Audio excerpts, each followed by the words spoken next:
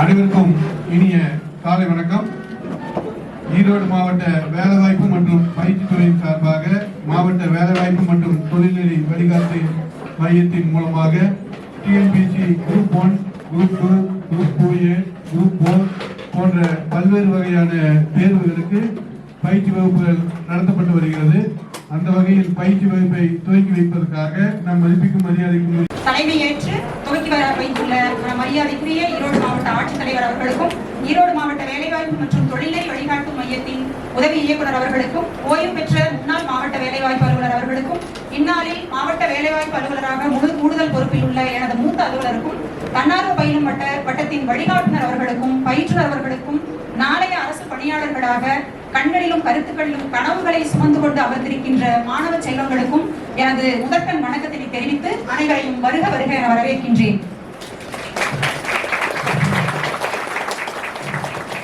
உழைப்பின் வேர்கள் கசப்பானவை ஆனால் அதன் கனிகள் இனிமையானவை என்ற பொன்மொழிக்கு இணங்க அனைவரும் தங்களது கடின உழைப்பினை தொடர் முயற்சியினை வெளிப்படுத்தி வெற்றி கனியினை சுவைத்திட எனது இதயபூர்வமான வாழ்த்துக்களை தெரிவித்துக் கொள்கின்றேன்.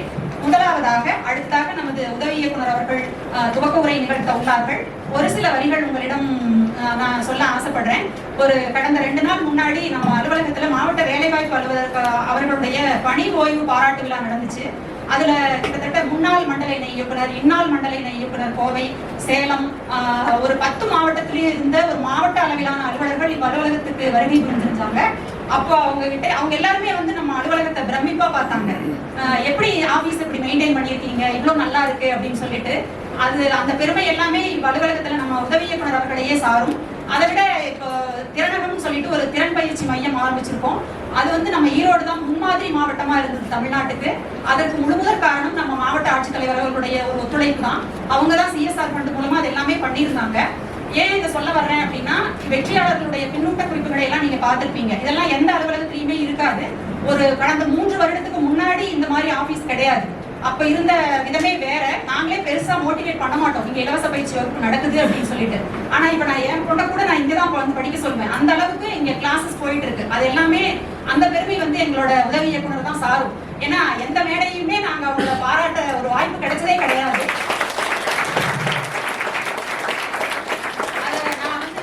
பயன்படுத்திக்கணும்னு நினைச்சுதான் இந்த வரிகளை சொல்றேன். இது பெருமைப்படுத்துற விதமா சொல்லணும் அப்படிங்கிற எந்த ஒரு மோட்டிவும் இல்ல இதுல. ஏன்னா வந்தவங்க அத்தனை பேருமே பிரமிப்போட பொறாமை உணர்வோட பார்த்தாங்க. எப்படி எங்களுக்கும் அதே ஃபண்டு தான் வருது, நாங்களும் ஆபீஸ கொண்டு போறோம், ஆனா எப்படி உங்களால பண்ண முடிஞ்சது அப்படின்னு சொல்லிட்டு ஒரு ஆச்சரியமா கேட்டாங்க. அப்ப கூட மண்டல இணைக்குறன்னு சொன்னாங்க. அப்போ சாரை ரொம்ப எதிர்பார்த்தாங்க லஞ்ச் டைம்ல நம்ம மாவட்ட ஆட்சித்தலைவரோட வருகையே. ஆனா சார் ஒரு அவசர மீட்டிங்னால வர முடியாம போச்சு. நாங்க இருந்து பார்த்துட்டு போகணும் அப்படின்னு ரொம்ப நேரம் வெயிட் பண்ணிட்டு கிளம்புனாங்க. போகும்போது சொல்லிட்டு கூட போனாங்க, உண்மையா உங்களுக்கு அருமையான ஒரு மாவட்ட ஆட்சியர் அமைஞ்சிருக்காங்க அப்படின்னு சொல்லிட்டு. இன்னும் நம்ம உதவி இயக்குனரோட கனவுகள் நிறைய இருக்கு. அதாவது இந்த பின்னூட்டங்கள் எல்லாம் அலுவலகத்துக்குள்ள வந்ததுக்கு அப்புறம் தான் நீங்க எல்லாம் பாக்குறீங்க. ஆனா நாங்க வெளியில நீங்க படிக்கிறதுக்கான ஷெட் எல்லாம் வேணும், வெளியில வைக்கணும். இந்த மாதிரி ஒரு பெரிய பிளக்ஸ் எல்லாம், வெற்றியாளர்களுடைய கதைகள் எல்லாம் ரோட்ல தெரிஞ்சாதான் மக்கள் உள்ள வருவாங்க. இந்த மாதிரி இலவச பயிற்சி வகுப்புகள் நடக்கிறது நிறைய தெரியறதே இல்லை அப்படின்னு சொல்லிட்டு நாங்க நிறைய ஸ்பான்சர்ஷிப் எல்லாம் கேட்டோம். ஆனா அது எங்களால முடியல. ஏழை நடத்துக்கு அதெல்லாம் ஒரு பெரிய கனவு. அலுவலகத்துல உங்களுடைய நலனை மட்டுமே, தன்னுடைய எண்ணம் ஃபுல்லா உங்களுக்கு அலுவலக நலன் இது மட்டும்தான் இருக்கும் 24 மணி நேரமும். டிஓ மேடமே நிறைய சொல்லிட்டு இருந்தாங்க, அவங்களுக்கு நம்ம ஏதாவது ரிவார்டுக்கெல்லாம் நம்ம சொல்லணும், சார் கிட்ட பேசணும் அப்படின்னு. அவங்க ரிட்டையரே ஆயிட்டாங்க. ஏடி மேடம் அதுக்கு ஒத்துழைக்கணும். அதெல்லாம் எனக்கு பண்ணவே வேண்டாம், என்னோட டியூட்டி நான் பண்றேன் அப்படின்னு சொல்லுவாங்க. சோ இந்த இடத்தை நீங்க ஆக்கப்பூர்வமா பயன்படுத்திக்கணும் அப்படின்னு கேட்டுக்கிறேன். தொடர்ந்து நமது உதவி இயக்குனர் அவர்களை துவக்க உரையாற்றுமாறு அன்புடன் அழைக்கின்றேன். போட்டித் தேர்வுகளுக்கான இலவச பயிற்சி வகுப்பினை துவக்கி வைத்து தலைமை உரையாற்ற வருகை புரிந்துள்ள மதிப்பிற்குரிய மாவட்ட ஆட்சித்தலைவர் அவர்களுக்கும், சுடர் விளக்காயினும் தூண்டுகோல் தேவை என்பதற்கேற்ப இந்த அலுவலகத்தினுடைய மாணவர்களுக்கு ஊக்க உரை வழங்கி அவர்களுக்கு வழிகாட்டுதல் வழங்க வருகை புரிந்துள்ள தன்னார்வ பயிலும் வட்டத்தினுடைய வழிகாட்டுனர், தற்போது கோஆபரேட்டிவ் டிபார்ட்மெண்ட்ல ஜூனியர் கோஆபரேட்டிவ் ஆடிட்டராக வேலை பார்த்து கொண்டிருக்கிற திரு கார்த்திக் சார் அவர்களுக்கும், இவ் அலுவலகத்தினுடைய அதாவது நீங்க எல்லாம் அரசு அதிகாரிகளாக வருவதற்கு முக்கிய காரணமாக இருக்கக்கூடிய பயிற்றுனர் திரு அபினேஷ் அவர்களுக்கும், இவ் அலுவலகத்தினுடைய மாவட்ட வேலைவாய்ப்பு அலுவலர், முன்னாள் மாவட்ட வேலைவாய்ப்பு அலுவலர், அனைத்து எங்களுடைய பணியாளர்கள் மற்றும் அரசு அதிகாரிகளாக வேண்டும் என்ற கனவோடு அதை செயல் வடிவமாக்க இங்கு வருகை புரிந்துள்ள அனைத்து மாணவ கண்மணிகளுக்கும் எனது வணக்கத்தை தெரிவித்துக் கொள்கிறேன். இந்த கிளாஸஸை பத்தி நான் ஃபர்ஸ்ட் ஒரு பிரீஃபா சொல்லிடுறேன். எல்லாருக்குமே வந்து இலவச பயிற்சி வகுப்பு அப்படின்னா அது எப்படி இருக்குமோ, அது குவாலிட்டியா இருக்குமா அப்படிங்கிற ஒரு எண்ணம் வந்து எல்லாத்துக்குமே இருக்கும். இன்னைக்கு வந்து நிறைய பிரைவேட் சென்டர்ஸ் வந்து இன்னைக்கு எல்லா இடத்துலயுமே இருக்கு இல்லையா, எல்லா டிஸ்ட்ரிக்ட்லயுமே நிறைய பிரைவேட் சென்டர்ஸ் இருக்கு. நீங்க ஒரு பிரைவேட் சென்டருக்கு போனீங்க அப்படின்னா ஒரு கோச்சிங் கிளாஸஸ்க்கு மினிமம் 25,000 இல்லாம அந்த கோச்சிங் கிளாஸ்க்கு போக முடியாது. பட் அந்த இங்க வந்து ஃப்ரீயா கொடுக்குறாங்களே, இது எந்த அளவு எப்படி இருக்கும் அப்படிங்கிற மாதிரி ஒரு எண்ணம் இருக்கலாம். ஆனா அது போல கிடையவே கிடையாது. இங்க வந்த ஸ்டூடெண்ட்ஸ்க்கு நல்லா தெரியும். ஏன்னா இங்க இருக்கிற கோச்சிங் கிளாஸஸ் பாத்தீங்க அப்படின்னா ரொம்ப சிஸ்டமைஸ்டா போகும். என்ன சிலபஸ் இப்பயே உங்களுக்கு வந்து ஆல்ரெடி என்ன ஷெட்யூல் அப்படிங்கறத நாங்க ஆல்ரெடி ப்ரிப்பேர் பண்ணிட்டோம். எப்படி ஷெட்யூல் படி போகணும், எப்படி சிலபஸ் படி இங்க ஃபேக்கல்டிஸ் வந்து கிளாஸஸ் எடுப்பாங்க. ஸ்பெஷல் டெஸ்ட் உங்களுக்கு வந்து வீக்லி வந்து 5 days கிளாஸஸ் இருக்கும். 2 days பாத்தீங்கன்னா வீக்லி டெஸ்ட் இருக்கும். சப்ஜெக்ட் வைஸ் டெஸ்ட் கண்டக்ட் பண்றோம். அது மட்டும் இல்லாம பாத்தீங்கன்னா இப்ப லாங்குவேஜ் பேப்பர் ரொம்ப இம்பார்ட்டன்ட் இல்லையா, இங்கிலீஷ் ஆகட்டும் தமிழ் ஆகட்டும் லாங்குவேஜ் இம்பார்ட்டன்டா இருக்கும். அதுக்கு வந்து ஸ்பெஷல் டெஸ்டிங் வந்து கண்டக்ட் பண்ணிட்டு இருக்கோம். இது போல வந்து ஒவ்வொன்றுக்குமே வந்து பார்த்து டெஸ்ட். அது மட்டும் இல்லாம அந்த டெஸ்ட் கண்டக்ட் பண்றதோட மட்டும் இல்லாம ஸ்டூடெண்ட்ஸ் கிட்ட வந்து அந்த அவங்க எந்த இடத்துல அவங்க வந்து லேக் ஆகுறாங்க அப்படிங்கறத ஐடென்டிஃபை பண்ணிட்டு அதுக்கு என்ன நம்ம ஸ்பெஷலா பண்ண முடியும் அப்படிங்கிற ஆக்டிவிட்டிஸ் மேற்கொண்டு நாம இங்க பண்ணிட்டு இருக்கோம். இது எல்லாமே உங்களுக்கு வந்து ஃப்ரீயா கிடைக்கும். அது மட்டும் இல்லாம எல்லா புக்ஸுமே உங்களுக்கு இருக்கு. இன்னைக்கு வந்து ஒரு புக் வாங்கணும் அப்படின்னா ரொம்ப நிறைய ஸ்டூடெண்ட்ஸால போய் வாங்க முடியாம இருக்கு இல்லையா. இங்க லைப்ரரி இருக்கு. உங்களுக்கு காம்படிட்டிவ் எக்ஸாம்ஸ்க்கு தேவையான எல்லா சமச்சீர் கல்வி புக் வேணும்னா இருக்கு. இல்ல நீ பாலிட்டி ரிலேட்டடா சப்ஜெக்ட் வைஸ் வந்து லக்ஷ்மிகாந்த் புக் வேணுமா, இல்ல அவருடைய வெங்கடேஷன் சாருடைய புக் வேணுமா, எந்த ஆத்தருடைய புக் வேணும்னாலும் உங்களுக்கு இந்த லைப்ரரியில இருக்கு. நீங்க எடுத்து யூஸ் பண்ணிக்கலாம். அது மட்டும் இல்லாம எல்லாமே வந்து சிஸ்டமைஸ்டா இங்க போயிட்டு இருக்கு. உங்களுக்கு எல்லா ஃபெசிலிட்டிஸ் முதல் கொண்டு எல்லாமே இருக்கும். ஃபேக்கல்டிஸ் பாத்தீங்க அப்படின்னா சப்ஜெக்ட் வைஸ் வந்து ஒவ்வொரு சப்ஜெக்ட்டுமே ஃபேக்கல்டிஸ் இருக்காங்க. ஹிஸ்டரினா தனியா ஹிஸ்டரிக்கு வந்து ஒரு ஃபேக்கல்டி இருக்காங்க, பாலிட்டிக்கு தனியா இருப்பாங்க, எக்கனாமிக்ஸ்க்கு தனியா இருக்கு. சப்ஜெக்ட் வைஸ் வந்து ஃபேக்கல்டி இருக்காங்க. இவங்கலாம் வந்து ஏதோ ஒரு ஃபேக்கல்டியை செலக்ட் பண்ணிட்டோம் அப்படின்னு நீங்க நினைக்க வேண்டிய அவசியம் இல்லை. இதுக்கு ஒரு கமிட்டி இருக்கு. அந்த கமிட்டியில பாத்தீங்க அப்படின்னா யாராவது இருப்பாங்கன்னா எங்க ரீஜனல் ஜாயிண்ட் டைரக்டர் இருப்பாங்க, ஒரு டெப்டி கலெக்டர் ரேங்க்ல ஒருத்தர் இருப்பாங்க, அப்புறம் நம்ம சக்சஸ்ஃபுல் ஸ்டூடெண்ட்ஸ் யாராவது ஸ்டூடெண்ட்ஸ் இருப்பாங்க, அதுக்கப்புறம் எங்க ஆபீஸுடைய டிடிஓ நாங்க ஏடி இது போல இருக்காங்க. கமிட்டி இருக்கு. அந்த கமிட்டி தான் என்ன பண்ணுவாங்க அப்படின்னா இந்த ஃபேக்கல்டியை வந்து கிளாஸ் எடுக்க வச்சு அவங்க வந்து காம்படிட்டிவ் எக்ஸாம்ஸ் ஓரியன்டா கிளாஸஸ் போறாங்களா எப்படி இருக்காங்க அப்படிங்கறத பார்த்து தான் அந்த ஃபேக்கல்டி தான் அசஸ்மெண்ட் பண்ணி செலக்ட் பண்றாங்க. அது மட்டும் இல்லாம ஸ்டூடெண்ட்ஸ் உடைய ஃபீட்பேக் பேசிஸ்லயும் தான் ஸ்டூடெண்ட்ஸும் இங்க கிளாஸ் எடுக்கும்போது உட்கார்ந்துட்டு இருப்பாங்க. அந்த பேசிஸ்ல தான் நம்ம வந்து ஃபேக்கல்டியை செலக்ட் பண்றோம். அதனால ஒவ்வொரு ஃபேக்கல்டியுமே வந்து ஒரு தரமான ஃபேக்கல்டிஸ் வந்து தான் இருக்காங்க. அதனால வந்து இது ஒரு நல்ல ஒரு வாய்ப்பா உங்களுக்கு இருக்கும். இதை நீங்க நல்லா பயன்படுத்திக்கணும். இன்னொன்று வந்து ஒரு இன்ஸ்டிடியூட் மட்டுமே உங்களுடைய வெற்றிக்கு காரணமா அப்படின்னா காரணமா கண்டிப்பா கிடையாது. அந்த இன்ஸ்டிடியூட் வந்து கண்டிப்பா ஒரு 65 to 70% உங்களுக்கு பண்ணுவாங்க, கைட் பண்ணுவாங்க. மத்த எல்லாமே உங்களுடைய இன்வால்வ்மெண்ட், உன்னுடைய தனி ப்ரிப்பரேஷன் ரொம்ப ரொம்ப இம்பார்ட்டன்ட் உங்களுடைய சக்சஸ்க்கு. அப்போ எங்களுடைய கோஆபரேஷன் உங்களுக்கு எப்பயுமே இருக்கும். அதே போல உங்களுடைய கோஆபரேஷன் வந்து ரொம்ப இம்பார்ட்டன்ட். அப்பதான் வந்து இதை வந்து நம்ம சக்சஸ்ஃபுல்லா கொண்டு போக முடியும். போன டைம் வந்து நம்ம போன வருஷத்துல மட்டும் ஒரு 101 ஸ்டூடெண்ட் வந்து நம்ம இங்க இருந்து படிச்சவங்க வந்து வேரியஸ் காம்படிட்டிவ் எக்ஸாம்ஸ்ல வந்து செலக்ட் ஆகி போயிருக்காங்க. இப்ப கூட வந்து இந்த ஃபீல்ட் அசிஸ்டன்ட் ஒரு போஸ்ட் கேள்விப்பட்டிருக்கீங்களான்னு தெரியாது. அந்த போஸ்ட் வந்து ஐடிஐ ஸ்டூடெண்ட்க்கு மட்டுமே இருக்கக்கூடிய போஸ்ட். ஐடிஐ ஸ்டூடெண்ட்க்கு வந்து ஒரு டிஎன்பிஎஸ்சி அப்படிங்கிறது வந்ததே கிடையாது. ஐடிஐ படிச்சிருக்காங்க இல்லையா, எலக்ட்ரீஷியன் படிச்ச ஸ்டூடெண்ட்ஸ்க்கு ஃபர்ஸ்ட் டிஎன்பிஎஸ்சி வந்து கால்ஃபர் பண்ணது இந்த வருஷம் தான் கால்ஃபர் பண்ணாங்க. நம்ம கிட்ட 44 ஸ்டூடெண்ட்ஸ் வந்து படிச்சாங்க. அதுல 28 ஸ்டூடெண்ட்ஸ் வந்து இங்க படிச்ச ஸ்டூடெண்ட்ஸ் வந்து ரிட்டன் எக்ஸாம் கிளியர் பண்ணிட்டாங்க. ஓகேவா?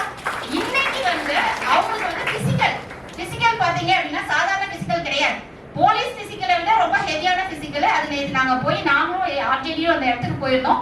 அதாவது கொங்கு ஐடிஐல வந்து அந்த இபி அசோசியேஷனோட சேர்ந்து நாங்க அந்த ட்ரைனிங் கொடுத்துட்டு இருக்கோம். அப்பதான் தெரிஞ்சது இவ்வளவு டஃபா இருக்கா. ஒரு லேடி அங்க பாத்தீங்கன்னா 28 பேர்ல 2 பேர் மட்டும் தான் பசங்க செலக்ட் ஆயிருக்காங்க, மீதி 26 பேர் பிள்ளைங்க. இவங்களுக்கு வந்து கம்பம் ஏறணும். அதுதான் வந்து அவங்களுடைய பிசிக்கல் ட்ரைனிங். 1 minute வந்து 100 மீட்டர் வந்து கிராஸ் பண்ணணும். 35 kg வந்து அந்த இரும்பு இதுல இருக்கும் அந்த இது, அந்த வெயிட்டை தூக்கிட்டு 1 minute 100 மீட்டர் கிராஸ் பண்ணும். அதுக்கப்புறம் கம்பம் வந்து ஏறி அந்த கிராஸ் வயர் ஆரம் போட்டுட்டு 8 minutes கீழே இறங்கணும். இந்த ட்ரைனிங் வந்து பாத்தீங்கன்னா அந்த லேடிஸ் உடைய கையெல்லாம் 1 monthல வந்து அப்படியே ஜிம்ல இருக்க பர்சன் மாதிரி ஆயிடுச்சு. நான் தொட்டு பார்த்தேன். கையெல்லாம் அப்படியே காப்பு கட்டி பாக்கறதுக்கே அப்படியே அவ்வளவு ஒரு பிசிக்கல் வந்து டஃபா இருக்கு. பட் நம்ம இன்னைக்கு காம்படிட்டிவ் எக்ஸாம் ப்ரிப்பேர் பண்ண நீங்க வந்துட்டீங்க அப்படின்னா அது போல பிசிக்கல்லாம் உங்களுக்கு கிடையவே கிடையாது.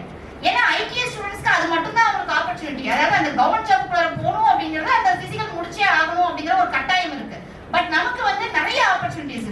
பட் அதனால ஒவ்வொரு விஷயத்தையும் நீங்க கம்பேர் பண்ணி பார்த்தீங்க அப்படின்னா நாம வந்து ரொம்ப கம்ஃபர்டபுள் ஜோன்ல இருக்க மாதிரி நம்ம ஃபீல் பண்ணுவோம். அதனால இந்த ஆப்பர்ச்சுனிட்டியை வந்து நல்லா பயன்படுத்திக்கோங்க. இன்னொன்று வந்து நம்ம மாவட்ட ஆட்சியர் சாரை பத்தி நான் கண்டிப்பா சொல்லியே ஆகணும். ஏன் அப்படின்னா இதுவரையும் நாங்க நிறைய மாவட்ட ஆட்சியரை வந்து பார்த்திருக்கோம். பட் இவ்வளவு எளிமையான ஈஸியா அப்ரோச்சா இருக்கிற மாவட்ட ஆட்சித்தலைவரை வந்து நான் பார்த்ததே இல்லை. இது வந்து உண்மையாவே பெருமைக்காக நான் சொல்லவே இல்லை. இதுவரை நான் வந்து வேற யாரையும் பத்தி இதுவரை நான் பேசுறது கூட கிடையாது. ஏன்னா வந்து இதுவரை நம்ம ஆபீஸ்க்கு வந்து 5 டைம்ஸ் அவர் இன்னைக்கு வந்ததோட சேர்த்து 5th டைம் வராரு சார். ஸ்டூடெண்ட்ஸ்க்கு அப்படின்னு சொல்லி கூப்பிட்டா போதும் அவர் யோசிக்கவே மாட்டாரு, அடுத்த செகண்டே வந்துருவாரு. நம்ம ஓல்டு ஸ்டூடெண்ட்ஸ் யாராவது இருந்தீங்கன்னா தெரியும் சார் எத்தனை டைம் வந்திருக்காரு அப்படிங்கிறது உங்களுக்கு தெரியும். இன்னொன்று பார்த்தீங்க அப்படின்னா நம்ம நிறைய டெஸ்ட் வச்சுட்டு இருக்கோம் எல்லா ஸ்டூடெண்ட்ஸ்க்குமே. நான் உடனே சார் கிட்ட போய் கேட்டேன், இது போல டெஸ்ட் வைக்கிறதுனால எங்களுக்கு ஜெராக்ஸ் மிஷின் வேணும் சார் அப்படின்னு சொல்லி கேட்டேன். உடனே வந்து சக்தி சுகாஸ் கிட்ட சொல்லி சிஎஸ்ஆர் ஃபண்ட்ல ஒரே ஜெராக்ஸ் மிஷின், ஏன்னா நமக்கு இருக்கிற ஃபண்ட்ல வந்து அத்தனை டெஸ்ட்டுமே கண்டக்ட் பண்ண முடியாது. ஆனா நம்ம வந்து இருக்கிற பணத்துக்கு இருக்கிற அலாட்மெண்ட்டையும் தாண்டி நம்ம நிறைய டெஸ்ட் கண்டக்ட் பண்ணிட்டு இருக்கோம். அப்ப உடனே வந்து ஒரு ஜெராக்ஸ் மிஷின் வந்து நம்ம ஸ்டூடெண்ட்ஸ்க்காக அவர் கொடுத்துட்டாரு. நேற்று கூட போய் ஒரு லெட்டர் கொடுத்துட்டு வந்தேன். ஏன்னா ஜெராக்ஸ் மிஷின் மட்டும் இருந்தாலும் எங்களால பேப்பர் வாங்கும் போது நிறைய எக்ஸ்பெண்டிச்சர் அதே தான் ஆகுது. எனக்கு 100 பேப்பர் வேணும்னு சொன்னேன். உடனே லெட்டர் கொடுக்க சொல்லியிருக்காரு. அதுவுமே உடனே கிடைச்சிரும். அது கூட நீங்க என்ன கேட்டாலுமே வந்து அடுத்த நிமிஷம் வந்து செஞ்சு கொடுக்கறதுக்கும் சரி, நமக்கு வழிகாட்டுதலுக்கும் வந்து ஒரு நல்ல மாவட்ட ஆட்சித்தலைவர் இருக்காரு. அது போல வந்து ஒரு மாவட்ட ஆட்சித்தலைவர் அமைவது வந்து ரொம்ப கஷ்டம். இந்த ஆப்பர்ச்சுனிட்டியை நீங்க யூஸ் பண்ணிக்கோங்க. ஏன்னா இப்போ சார் தான் வந்து உங்ககிட்ட பேச போறாரு. உங்களுக்கு எந்த படிப்புலையாகட்டும் எதுல வந்து உங்களுக்கு சந்தேகம் இருந்தாலும் கேட்கலாம்.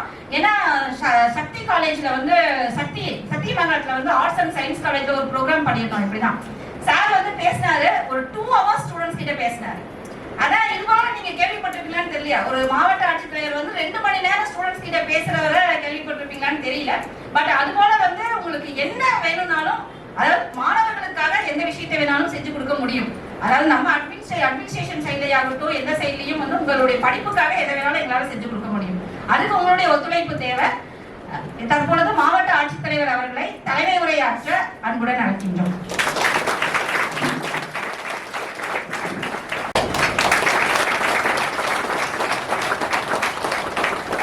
பொன்னாடை போட்டிட வழிகாட்டுனர் அவர்களை அன்புடன் அழைக்கின்றேன்.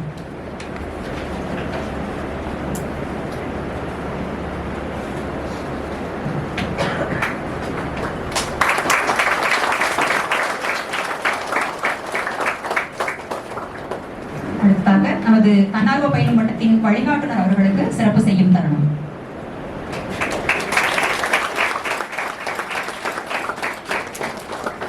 தொடர்ந்து எளிதில் அணுகக்கூடிய இன்முகத்துடன் கூடிய அருமையான மாவட்ட ஆட்சித்தலைவர் மாணவர்களின் நலனில் தனித்துவமான அக்கறை கொண்டு அவர்களுடைய கல்வி தொழிலில் அவர்களின் இலக்குகளை அடைய தேவையான ஊக்கத்தையும் வழிகாட்டுதலையும் காலை வணக்கத்தை தெரிவித்துக் கொள்கிறேன். இந்த அருமையான நிகழ்வில் வரவேற்புரை மற்றும் துவக்க உரை நல்கிய வேலைவாய்ப்பு மற்றும் தொழில்நெறி வழிகாட்டு மையத்தினுடைய உதவி இயக்குனர் அவர்களே, இந்த நிகழ்விலே மாணவர்களுக்கு ஊக்க உரை இருக்கின்ற இளநிலை கூட்டுறவு தணிக்கையாளர் கார்த்திக் மாவட்ட வேலைவாய்ப்பு அலுவலர் மற்றும் வேலைவாய்ப்பு துறையினுடைய பணியாளர்கள் இந்த நிகழ்விலே இந்த பயிற்சி வகுப்பிலே நடந்து வருகின்ற ஆசிரியர் பெருமக்கள், இந்த டிஎன்பிஎஸ்சி அரசு வேலைக்கான தேர்வுகளுக்காக பயிற்சி எடுத்து வருகின்ற மாணவ பெருமக்களே, உங்கள் அனைவருக்கும் மீண்டும் ஒரு முறை வணக்கத்தை தெரிவித்துக் கொள்கின்றேன். நம்முடைய உதவி இயக்குனர் அவங்க சொல்லும்போது ரொம்ப எளிமையாக அணுகக்கூடிய ஆட்சியர் அப்படின்னு சொல்லி அவங்க சொன்னாங்க.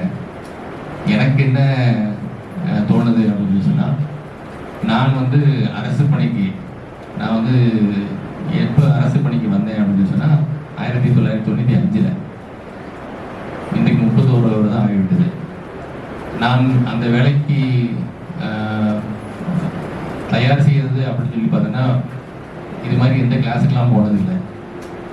அப்புறம் அப்போ வந்து குரூப் 4ல் வந்து மெயின் எக்ஸாம் தான் இருக்கும். ஒரு ப்ரிலிம்ஸ் அப்புறம் மெயின். இந்த மெயின் எக்ஸாம் அப்போது இடையில 2 காலையில் ஒரு டெஸ்ட்டு, மதியம் ஒரு டெஸ்ட்டு. மதியம் ஒரு டெஸ்ட்டு போகும்பொழுது தான் ஒரு புத்தகத்தை வந்து பார்த்தேன். அது சக்தி கைடுன்னு நினைக்கிறேன். அந்த வச்சிருந்தவர்கிட்ட கேட்டேன், என்ன தம்பி உனக்கு தெரியாதா, இதுதான் டிஎன்பிசி எக்ஸாம் படிக்க வேண்டிய புத்தகம் அப்படின்னு. அப்படி ஒரு மெட்டீரியலாக இருக்குன்னு கூட எனக்கு தெரியாது, இப்படி பயிற்சி இருக்குன்னு கூட எனக்கு தெரியாது. ஆனால் நான் பாஸ் பண்ணிட்டேன். நான் சொல்றது 30 ஆண்டுகளுக்கு முன்னால.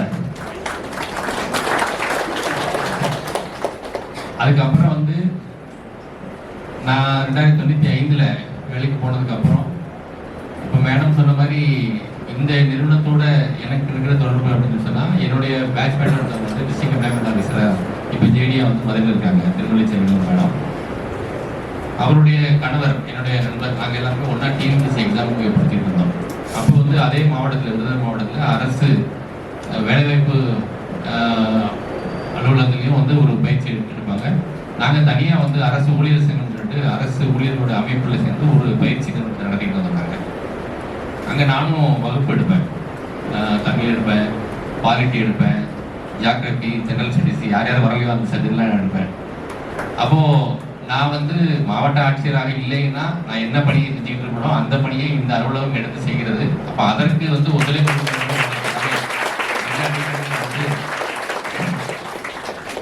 நான் வந்து இங்கே வருவது வந்து என்னுடைய முதல் கடமையாக நான் நினைக்கிறேன். எதற்காக நான் வந்து ஆரம்பிக்கும் போதே வந்து நான் படிக்காம அந்த தேர்வில் பாஸ் பண்ணேன் அப்படிங்கிற விஷயத்த சொன்னேன் அப்படின்னு சொன்னா, முன்னால் அப்படித்தான் இருந்தது, கொஞ்சம் எளிமையாக தேர்வுகள். அதுக்கப்புறம் வந்து 2001 2006 வரைக்கும் தமிழ்நாட்டில் வந்து அரசு பணிக்கு யாரையுமே தேர்வு செய்வதில்லை அப்படின்னு ஒரு கொள்கை முடிவு எடுக்கப்பட்டிருந்தது. நான் வந்து 95 வேலைக்கு போயிட்டு அப்புறம் நான் டிப்ளமோ ஹோல்டு, அதுக்கப்புறம் வந்து டிகிரி வந்து கரஸ்பாண்டன்ஸ் கோர்ஸில் படித்து 3 வருஷம் படிக்க வேண்டிய கோர்ஸை 5 வருஷம் பிஎஸ்சி கம்ப்யூட்டர் சயின்ஸ் படித்து முடித்தேன். அதுக்கடையில் எம்ஏ தமிழ் லிட்ரேச்சர் முடிச்சு டிகிரி வாங்கிட்டு அடுத்து குரூப் 1 எக்ஸாம் எழுதலான்னு போகும்போது பேன் பண்ணிட்டாங்க. 5 ஆண்டுகள் 91 96 வரைக்கும் வந்து எந்த அரசு பணிகளில் ஒரே ஒரு செலெக்ஷன் மட்டும்தான் இவங்களுக்கு யாரு கோர்ட்டுக்காக வந்து ஒரு செலெக்ஷன் வந்தாங்க. ஒரு செலெக்ஷன் வந்து 6 வருஷம் நடந்தது. அந்த 6 வருஷம் முடிஞ்சதுக்கு அப்புறம் திரும்ப குரூப் 2 கால்ஃபார் பண்ணி, குரூப் 1 கால்ஃபார் பண்ணி, குரூப் 2 நான் வந்து திரும்ப பாஸ் பண்ணும்போது 2008 ஆயிடுச்சு. குரூப் 1 பாஸ் பண்ணி செலக்ஷனாகிறதுக்கு 2009 ஆயிடுச்சு. அப்போ ஓரத்தால ஒரு 10 ஆண்டுகள் வந்து நம்ம செலெக்ஷனே இல்லாத ஒரு நிலைமை இருந்தது. இதெல்லாம் உங்களுக்கு ஆச்சரியமா இருக்கும். அதுக்கப்புறம் வந்து தமிழ்நாடு அரசு பணியாளர் தேர்வாணையம் தொடர்ந்து ஒவ்வொரு ஆண்டும் ஆண்டு வாரியாக நம்முடைய கால அட்டவணை கொடுத்து இந்த ஆண்டு எத்தனை போஸ்ட் நம்ம வந்து செலக்ட் பண்ண போறோம் அப்படிங்கிறதுக்கான ஒரு முழு கால அட்டவணையை எப்படி யூபிஎஸ்ல பண்றாங்களோ அதே மாதிரி ஒரு பேட்டர்னை இங்கேயும் கொண்டு வந்தாங்க.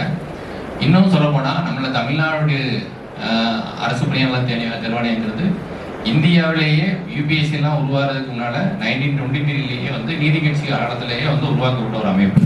அப்போ வந்து ஒரு போர்டா இருந்தது. அதுக்கப்புறம் வந்து கான்ஸ்டியூஷன் பிரகாரம் அது ஒரு கமிஷனாக மாறி இருக்குது.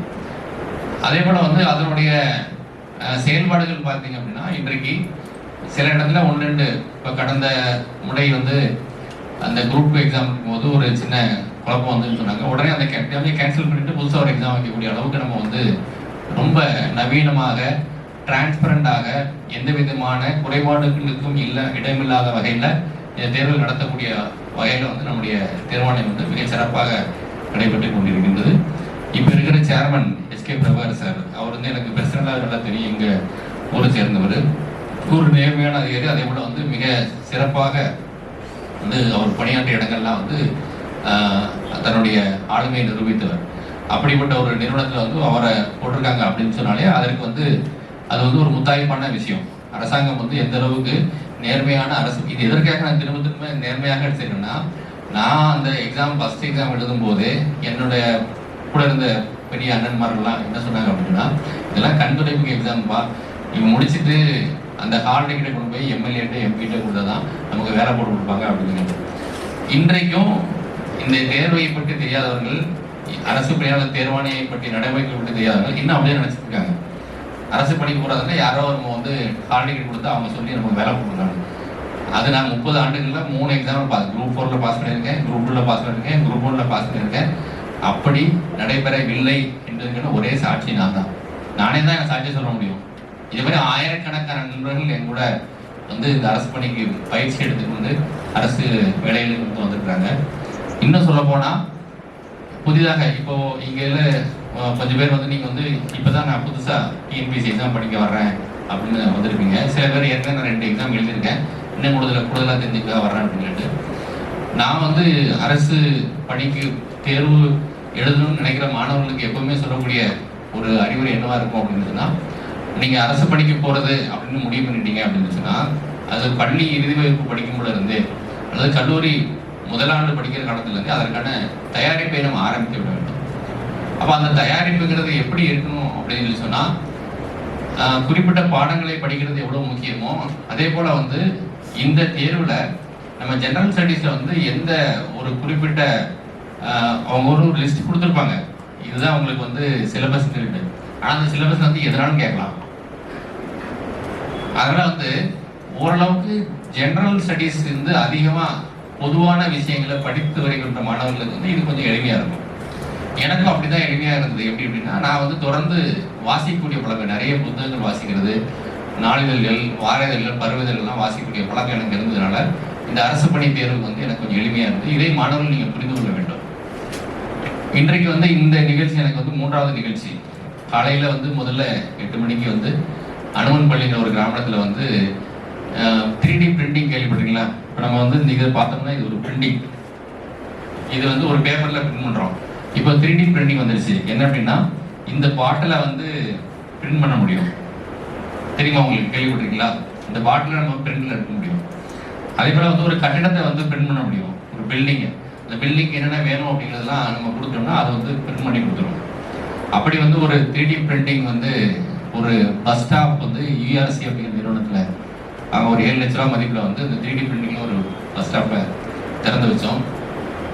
அந்த நிறுவனத்தினுடைய நிறுவனர் சின்னசாமி போன்றவருடைய நினைவாக. அடுத்தது இன்றைக்கு உங்களுக்கு தெரியும்னு நினைக்கிறேன், இன்றைக்கு தான் தமிழ்நாடு முழுவதும் அனைத்து பள்ளிகளிலும் இந்த 2026-27க்கான கல்வியாண்டு தொடக்கமாக இன்றைக்கு வந்து முதன்மை கல்விகளோடு அந்த பள்ளியில் உள்ள மாணவர்களுக்கு சீருடைகள், புத்தகங்கள் மற்றும் அந்த கல்விக்கான உபயோகப் பொருட்களை வந்து வழங்கி அதற்கான தொடங்கி வைக்கிறார். இது வந்து 3வது நிகழ்ச்சி. இது உண்மையிலேயே எனக்கு வந்து இத்தனை பேர் நீங்கள் வந்து ஆர்வமாக வந்திருக்கிறத பார்க்கல எனக்கு ரொம்ப மகிழ்ச்சியாக இருக்குது. ஏன் அப்படின்னு சொன்னால், இதே போல வந்து தேர்வுகளை நடத்துவதற்கு நான் ஆர்டிஓ இருக்கும்போது பொன்னியில் முயற்சி பண்ணேன்.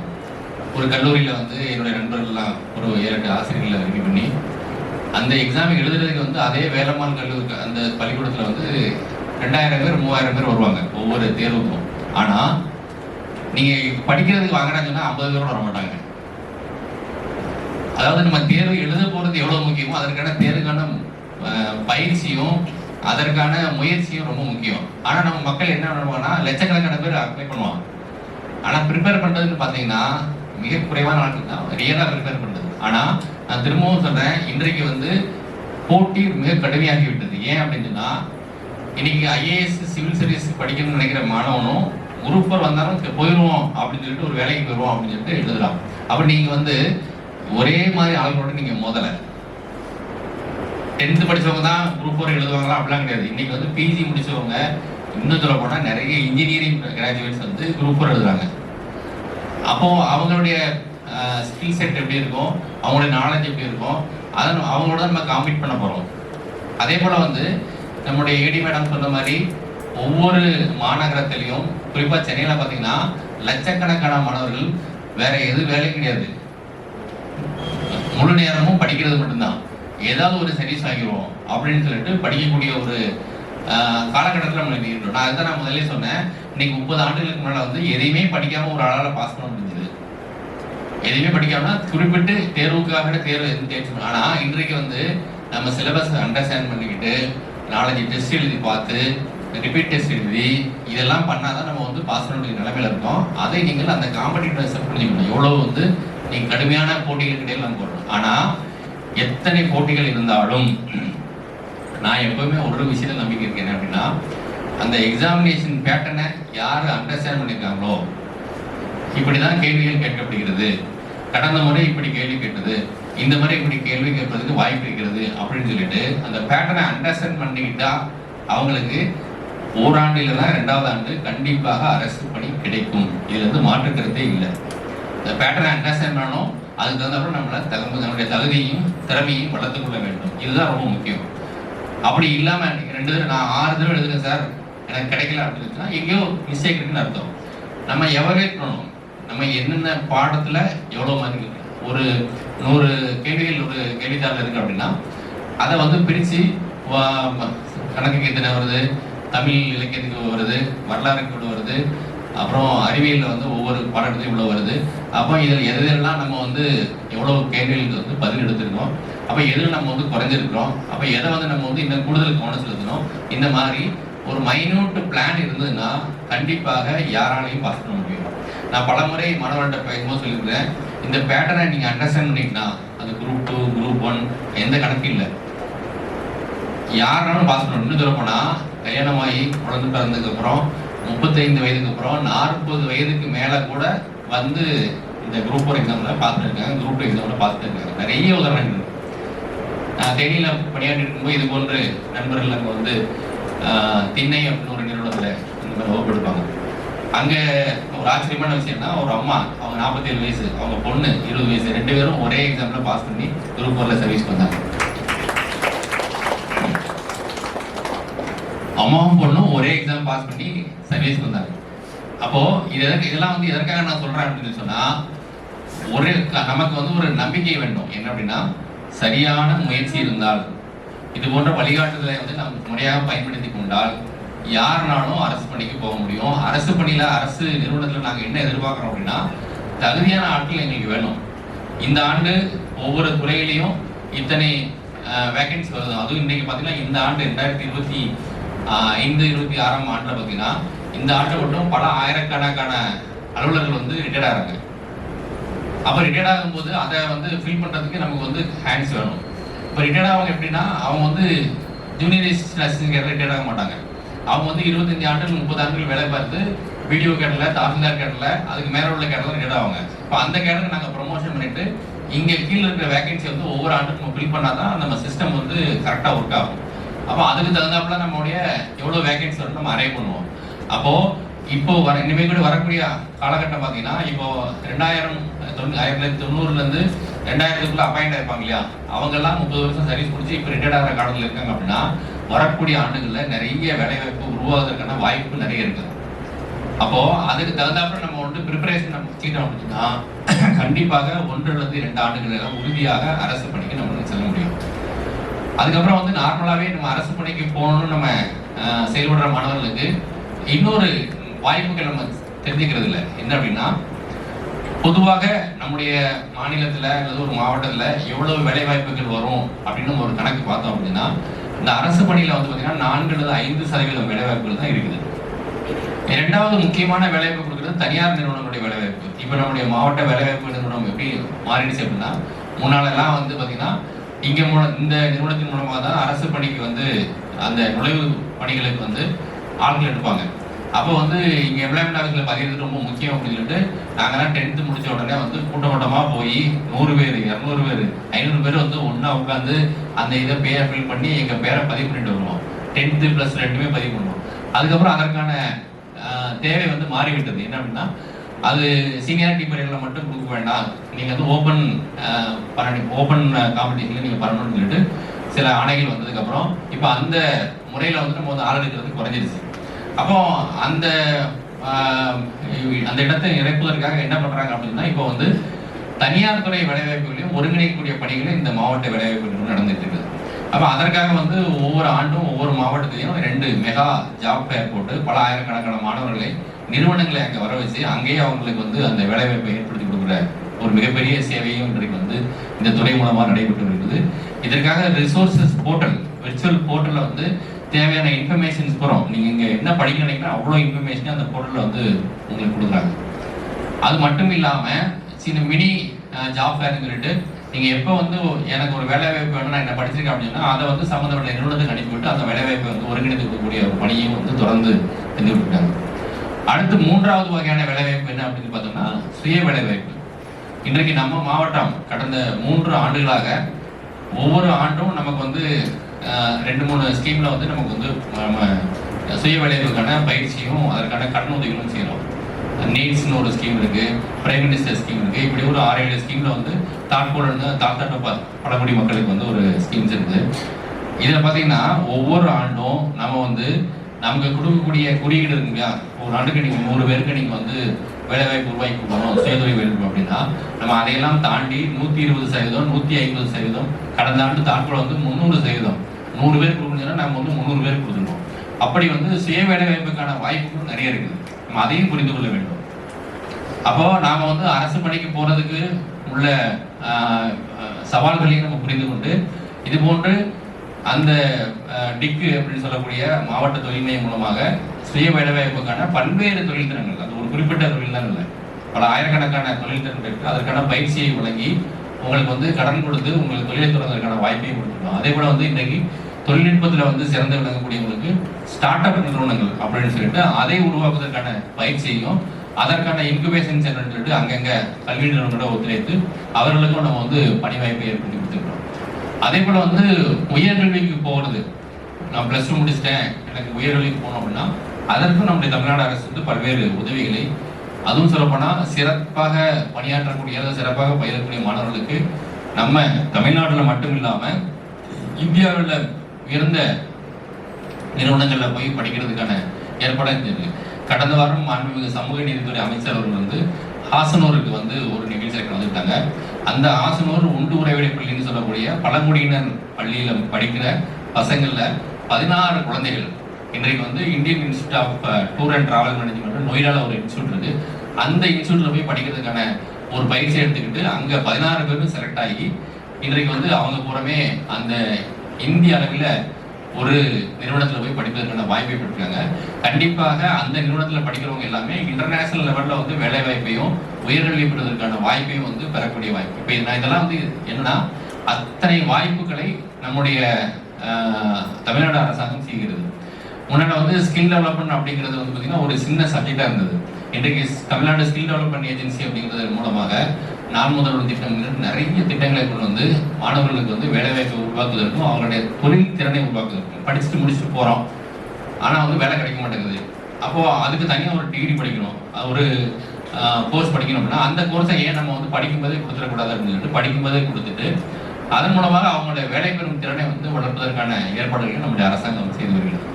இப்படி அரசாங்கம் செய்வது ஒரு பக்கம், தனியார் நிறுவனங்கள், தொழில் நிறுவனங்கள், கல்வி நிறுவனங்கள் ஒரு பக்கம், இதெல்லாம் வந்து நாம் ஒரு வளர்ந்து வரக்கூடிய சமூகத்தில் இருக்கோம் அப்படிங்கிற ஒரு அறிகுறி. அப்போ அதற்கு தகுந்தாப்புல நம்முடைய படிப்பையும் நம்முடைய முயற்சியையும் நாம் வந்து வளப்படுத்திக் கொள்ள வேண்டும். இதை வந்து ஒரு தொடக்கமாக எடுத்துக்கொண்டு இங்க வந்து படிக்கிறது அப்படிங்கிறது ஒரு ஆரம்பம், அவ்வளவுதான். இது இந்த வாய்ப்புகள் எல்லாம் தெரிந்து கொண்டு அதன் மூலமாக நீங்க இன்னும் பெரிய இடத்துக்கு போறதுக்கான உங்களுடைய உழைப்பை நீங்கள் கண்டிப்பாக வழங்க வேண்டும்.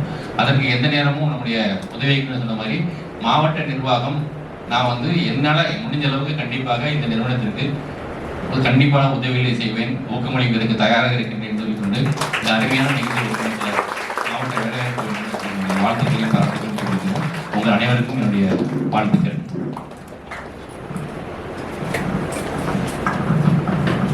Thank you sir.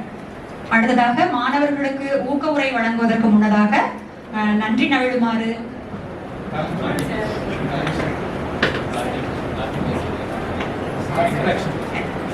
சார் கிட்ட யாராவது இன்டராக்ட் பண்ணணுமா, ஃபீட்பேக் சொல்லுங்க. நிறைய பேருக்கு கனவு இருக்கலாம். அதே மாதிரி டிஸ்ட்ரிக்டோட ஏஎஸ் ஆஃபீஸர் கலெக்டர் சார் இருக்காரு, அவங்ககிட்ட எப்படி படிக்கணும் இல்லை ஏதாவது டவுட் இருக்கு அப்படின்னா இந்த வாய்ப்பு கிடைக்காதுங்க, பயன்படுத்திக்கங்க. இன்னொரு வாய்ப்பு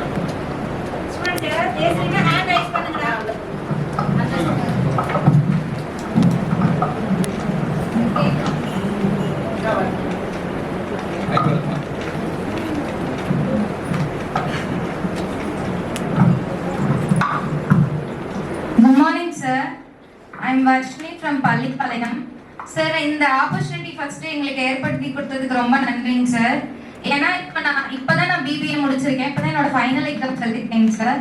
இப்போ நான் ஒரு சென்டர்ல டைமே நான் கால் பண்ணி கேட்கும்போது அவங்க வந்துட்டு அவ்வளோ ஃபீஸ் சொன்னாங்க. எனக்கு அதெல்லாம் பார்க்கும்போது இப்போ அப்பாவுக்கும் ஹெல்த் இஷ்யூஸ் இருக்கு வீட்டில். ஸோ எப்படி நம்மளால எப்படி போய் படிக்கிறது, எனக்கு ஒண்ணுமே தெரியாது, நான் பிகினரா இருக்கேன், என்ன பண்றதுன்னு யோசிக்கும் போது கரெக்டா இந்த ஒரு ஆப்பர்ச்சுனிட்டி பார்த்தேன். ஸோ இந்த ஆப்பர்ச்சுனிட்டிக்கு ஃபர்ஸ்ட் ரொம்ப தேங்க்யூங்க சார். அதுக்கப்புறம் உங்ககிட்ட என்ன சார் எனக்கு என்ன கேள்வி கேட்கணும் அப்படின்னா, இப்போ நான் பிகினரா இருக்கேன், எனக்கு என்ன படிக்கணும் என்ன பண்ணணும் எந்த ஒரு நாலேஜ்மே இல்லை. நான் தான் ஃபுல்லா சர்ச் பண்ணி தேடி இப்போ நம்ம என்னென்ன சோர்சஸ் எடுக்கலாம் என்னென்ன படிக்கலாம் அப்படின்னு பார்த்துட்டு இருக்கேன். எனக்கு என்னென்ன புக்ஸ் படிக்கணும் அதை பத்தி கொஞ்சம் சொல்ல முடியுமாங்க சார்? உட்காருங்க. உங்க பேர் என்ன சொன்னீங்க? சார் வர்ஷினி. உட்காருங்க வர்ஷினி. முதல்ல வந்து இந்த மாதிரி ஒரு கூட்டத்தில் வந்து கேள்வி கேட்கறதுக்கு ஒரு மன தைரியம் வேணும். அதற்கு உங்களுக்கு வாழ்த்துக்கள். ரெண்டாவது, இந்த நிகழ்ச்சியின் மூலமாக வரிசை அவங்க கேள்வி கேட்டதன் மூலமாக இன்னொரு விஷயத்தை நான் சொல்ல விரும்புகிறேன். என்ன அப்படின்னா, நிறைய கல்லூரி மாணவர்களுக்கு படிக்கிறவங்களுக்கு இப்படி ஒரு தேர்வுக்கான பயிற்சி நடக்குது அப்படிங்கிற விஷயம் தெரியல. நீங்கள் படித்த கல்லூரியிலாவது அங்கேயுமே வந்து வேலை வழிகாட்டுகள் குழுக்கள் வச்சிருக்காங்க, கமிட்டிஸ் வச்சிருக்காங்க. அதன் மூலமாக வந்து அந்த மாணவர்களுக்கு நீங்கள் எடுத்து சொல்லுங்க, இப்படி வந்து அரசு வேலைவாய்ப்பு பயிற்சி துறையில் வந்து இப்படியான பயிற்சி நடக்குது அப்படிங்கிறத. மூன்றாவதாக நீங்கள் கேட்டது என்ன புத்தகங்களை படிக்கணும் அப்படிங்கிறது. நான் குரூப் 2 எக்ஸாம் பாஸ் பண்ணும் போதும் சரி, இந்த குரூப் 1 எக்ஸாம் பாஸ் பண்ணும் போதும் சரி, நிறைய மாணவர்கள் வந்து என்கிட்ட கேட்பாங்க, அண்ணன் நீங்கள் பாஸ் பண்ணிட்டீங்க, இந்த படித்த புத்தகத்தை அப்படியே எனக்கு கொடுத்துருங்க, நான் வந்து படித்து பாஸ் பண்ணிடுறேன் அப்படின்னு சொல்லிட்டு. இது வந்து அகடமிக்காக படிக்கிறோம் இல்லையா, பிஎஸ்சி கம்ப்யூட்டர் சயின்ஸ் படிக்கணும்னா அதுக்கு ஒரு சிலபஸ் இருக்கும். அந்த சிலபஸுக்கு சில ஆத்தர் எழுதின புக்ஸு ரெஃபர் பண்ணியிருப்பாங்க, அந்த புக்ஸ் மட்டும் படித்தா போதும், இல்லை அந்த சிலபஸில் மட்டும் படித்தா போதும். ஆனால் டிஎன்பிஎஸ்சி எக்ஸாமுக்கோ அல்லது யூபிஎஸ்சி எக்ஸாமுக்கோ அப்படி வந்து நம்ம வந்து குறிப்பிட்டு இந்த சிலபஸ்க்கு மட்டும் படித்தா போதுமா அப்படின்னா கண்டிப்பாக காணாது. நம்ம முதல்ல சிலபஸை அண்டர்ஸ்டாண்ட் பண்ணிக்கணும். ரெண்டாவது வந்து பார்த்தீங்கன்னா, நம்மளுடைய வேலைவாய்ப்பு மையத்தில் மட்டும் இல்லாமல் எல்லா அரசு நூலகங்கள்லையும் வேலைவாய்ப்புக்கு தேவையான புத்தகங்கள்லாம் தயாராக இருக்குது. இது போக பல நிறுவனங்கள், அரசியல் கட்சிகள் இருந்து அவங்க வந்து அங்கங்கே தன்னார்வ பயில மட்டங்கள், அதே போல் வந்து மாணவர்களுக்கான படிப்புகள் இருக்குது. அங்கேயுமே வேலைவாய்ப்புக்கு தேவையான அனைத்து புத்தகங்களும் இருக்குது. புத்தகங்களை யாருமே வாங்க வேண்டியதில்லை, சரிங்களா? 1-2 புத்தகங்கள் உங்களுக்கு ரெஃபரன்ஸ் வேணாம் மட்டும் நீங்கள் வாங்கிட்டா போதும். ஆனால் இதையெல்லாம் விட, புத்தகங்களை விட ஒவ்வொரு பாடத்திட்டத்திலையும் நீங்கள் செல்ஃபாக எவ்வளோ நோட்ஸ் எடுக்கிறீங்களோ அதுதான் உங்களுக்கு ரொம்ப யூஸ்ஃபுல்லாக இருக்கும். ஏன் அப்படின்னா, எல்லா பாடத்தையும் நம்ம வந்து முழுமையாக ஒரு எக்ஸாம்பிள், ஃபார் எக்ஸாம்பிள் வந்து நம்ம வந்து இப்போ குரூப் 4 எக்ஸாமுக்கு ப்ரிப்பேர் பண்ணோம் அல்லது குரூப் 2 எக்ஸாம் ப்ரிப்பேர் பண்ணால் அந்த கால்ஃபார் வந்ததுலேருந்து ஒரு 4 மாதம் 5 மாதம் தான் உங்களுக்கு கேப் கிடைக்கும். அந்த 5 மாதம் வந்து போதுமா அப்படின்னா போதாது. அப்போ அந்த தேர்வு வந்து இந்த ஆண்டு இல்லைன்னா அடுத்த ஆண்டு வந்தாலும் கூட நம்ம சிலபஸை ஃபுல்லாக கவர் பண்ணோம் அப்படின்னா, அந்த இது மாதிரி கிளாஸ்ல நீங்க எடுக்கிற நோட்ஸ் பெர்சனலா ஒவ்வொரு சப்ஜெக்ட்லையும் நீங்க எந்த அளவுக்கு நாலேஜை நீங்க வளர்த்துருக்கீங்களோ அதான் ரொம்ப முக்கியம். அதனால வந்து புத்தகம் உங்க கையில இருக்கணும்னு தேவையில்லை. ஆனா அதே நேரத்துல சப்ஜெக்ட் வைஸ் என்ன நீங்க புரிஞ்சுக்கிறீங்களோ அதை நீங்க எவ்வளவுக்கு எவ்வளோ அதிகமா நோட்ஸ் எடுத்து வச்சுக்கிறீங்களோ அது உங்களுக்கு பயன்படும். அது ஏன் அப்படின்னா, நீங்க வந்து 1000 பக்கம் படிக்கலாம், ஆனா அதை வந்து ஒரு 200 பக்கமா நீங்க சுருக்கி நோட்ஸ் எடுத்து வச்சிருக்கும் போது உங்களுக்கு ரெஃபரன்ஸுக்கு ஈஸியா இருக்கும். நீங்க ஒரு தடவை நீங்க எழுதிட்டீங்கன்னு வச்சுக்கலாம், 10 தடவை படிக்கிறதுக்கு சமம். அதே போல வந்து ஒரு கொஸ்டினுக்கு வந்து இப்போ நீங்க எக்ஸாம் முடிக்கிறீங்க, இங்க மாடல் டெஸ்ட் வைக்கிறாங்க, 50 கொஸ்டின் இருக்குது, 40 கொஸ்டின் உங்களுக்கு தெரியும், அட்டன் பண்ணீங்க, 10 கொஸ்டின் தெரியாது. இந்த 10 கொஸ்டினை எங்க இருக்குன்னு நீங்க தேடி கண்டுபிடிச்சு ஒரு தடவை உங்க மனசுல போட்டீங்க அப்படின்னா உங்க லைஃப் லாங்க அந்த 10 கொஸ்டின் மறக்காது. ஏற்கனவே 40 கொஸ்டின் நீங்க எக்ஸாமா உங்களுக்கு தெரியும், அந்த கொஸ்டின் அட்டன் பண்ணிட்டீங்க, 10 கொஸ்டின் தெரியாத கொஸ்டின் இல்லையா? அப்படிதான் ஒவ்வொரு தேர்வுலையும் நம்மளை வந்து நம்ம இம்ப்ரூவ் பண்ணிக்கணும். அப்போ இந்த புத்தகத்தை மட்டும் நீங்க படிங்க அப்படின்னு ஒரு புத்தகத்தை நான் சொல்ல முடியாது. இது வந்து தொடர்ந்து செய்யக்கூடிய முயற்சி. இப்போ ஃபார் எக்ஸாம்பிள் நான் வந்து குரூப் 1ல எனக்கு தெரிந்த ஒரு சகோதரி இருந்தாங்க, பரிதா பாலன் சொல்லிட்டு. அவங்க நான் வந்து ஆர்டிஓ இருக்கும்போது என்கிட்ட விஓ ஒர்க் பண்ணாங்க. விஓ ஒர்க் பண்ணிட்டு இருக்கும்போது குரூப் 2ல செலக்ட் ஆனாங்க. குரூப் 2ல செலக்ட் ஆகி சார் மாதிரி வந்து சீனியர் கோஆபரேட்டிவ் ஆடிட்டரா வந்து இதுக்கு கோஆபரேட்டிவ் அமர்ல ஒர்க் பண்ணாங்க. அதுக்கு அடுத்த செலெக்ஷன்ல நான் வந்து 2011ல இருந்தேன். 2014ல வந்து குரூப் 1ல பாஸ் ஆகி அவங்களும் டெப்டி கலெக்டர், நான் என்ன ரேங்க்ல இருந்தோ அதே ரேங்க் வந்துட்டாங்க. அப்போ நீங்க வந்து வெறுமனா வந்து ஒரு நான் குரூப் 4 எக்ஸாம்ல போய் எனக்கு வேலைக்கு போனா போதும் அப்படிங்கிற எண்ணத்தோட இருக்கக்கூடாது. நீங்க டிகிரி ஹோல்டர்னா you are eligible to be appear for UPSC also. நமக்கு அதுக்கு தகுதி இல்லையா திறன் இல்லையா அப்படின்னா நாம தான் வந்து அதை வந்து அந்த ஓரியன்டேஷனை வளர்த்துக்கிறது இல்லை. அந்த ஓரியன்டேஷன் வளர்த்துக்கிட்டோம்னா இப்போ கடந்த 2 ஆண்டுகளுக்கு முன்னால ஒரு டாக்டர் மதுரை மருத்துவக் கல்லூரியில் படித்தவர், 23 வயது தான் அவருக்கு. அந்த 23 வயதுல அவர் வந்து 20 வயதுல வந்து அந்த டாக்டருக்கு போய் செகண்டரியில வந்து ப்ரிப்பரேஷன் ஆரம்பிச்சாரு. மெடிக்கல் காலேஜ் முடிச்சுட்டு வெளியே வந்தா ஃபர்ஸ்ட் அட்டம்ப்ட்ல அவர் வந்து கிளியர் பண்ணி ஐஏஎஸ் ஆகிட்டாரு. அதுக்கப்புறம் இப்போ கன்னியாகுமரி கலெக்டரா இருக்காரு பிரதாப்னு ஒரு சார். அவர் வந்து இன்ஜினியரிங் கிராஜுவேட். அவர் வந்து இன்ஜினியரிங் முடிச்ச உடனே அடுத்த வருஷம் எக்ஸாம் எழுதாரு. பார்க்க ஏன் அப்படின்னா அவங்க ப்ரிப்பரேஷன் எங்கன்னா அதுக்கு முன்னாடி காலேஜ் படிக்கும் போதே ஆரம்பிச்சிடறாங்க.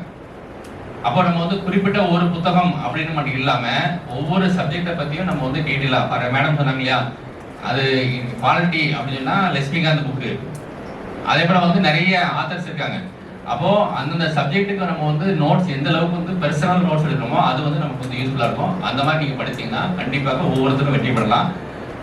இல்ல என்ன பண்ணுவாங்க என்னன்னா, நீங்க நோட்ஸ் எழுதி வச்சீங்களா, அந்த நோட்ஸ் வந்து நான் வாங்கி காப்பி பண்ணிக்கிறேன் அப்படின்னா அது உங்களுக்கு அந்த அளவுக்கு பயன் தராது. ஏன் அப்படின்னா நம்ம எவ்வளவுக்கு எவ்வளவு வந்து சுருக்கமா நாம எடுத்து வைக்கிறோமோ அதுதான் நமக்கு வந்து நினைவுக்கு வரும். ஆனா அந்த மாதிரி உங்களோட ப்ரிப்பரேஷன் வளர்த்தீங்கன்னா கண்டிப்பா வந்து வெற்றி அடைறதுக்கு வாய்ப்பு இருக்கிறது. வாழ்த்துக்கள். Thank you sir. சார் அதுக்கப்புறம் உங்களோட ஸ்பீச், மேமோட ஸ்பீச் அதெல்லாம் கேட்கும்போது ரொம்ப மோட்டிவேட்டிங்கா இருக்கு சார். ரொம்ப தேங்க்யூங்க sir. Sir and one more thing, நான் வந்துட்டு ஒரு ஆரட்டர், பேச்சாளர். இப்ப லாஸ்டா எக்ஸ் சீஃப் மினிஸ்டர் கிட்ட கூட ஒரு அவார்ட் வாங்கியிருக்கேன். ஸோ எனக்கும் இந்த மாதிரி பேசணும், ஏதாவது ஸ்டேஜ் கிடைச்சா பேசணும் நிறைய ஒரு இன்ட்ரெஸ்ட் இருக்குங்க சார். ஸோ எங்கேயாவது எப்பயாவது ஒரு வாய்ப்பு கிடைச்சா அது கொடுத்தா நல்லா இருக்கும் சார். Very good. பேசுவதோட முதல்ல செயல்படுறது ரொம்ப முக்கியம். செயல்ல உங்களுடைய வெற்றியை காண்பீங்க, அதை வந்து பேசுங்க, அது ரொம்ப நல்லா இருக்கும். Thank you sir.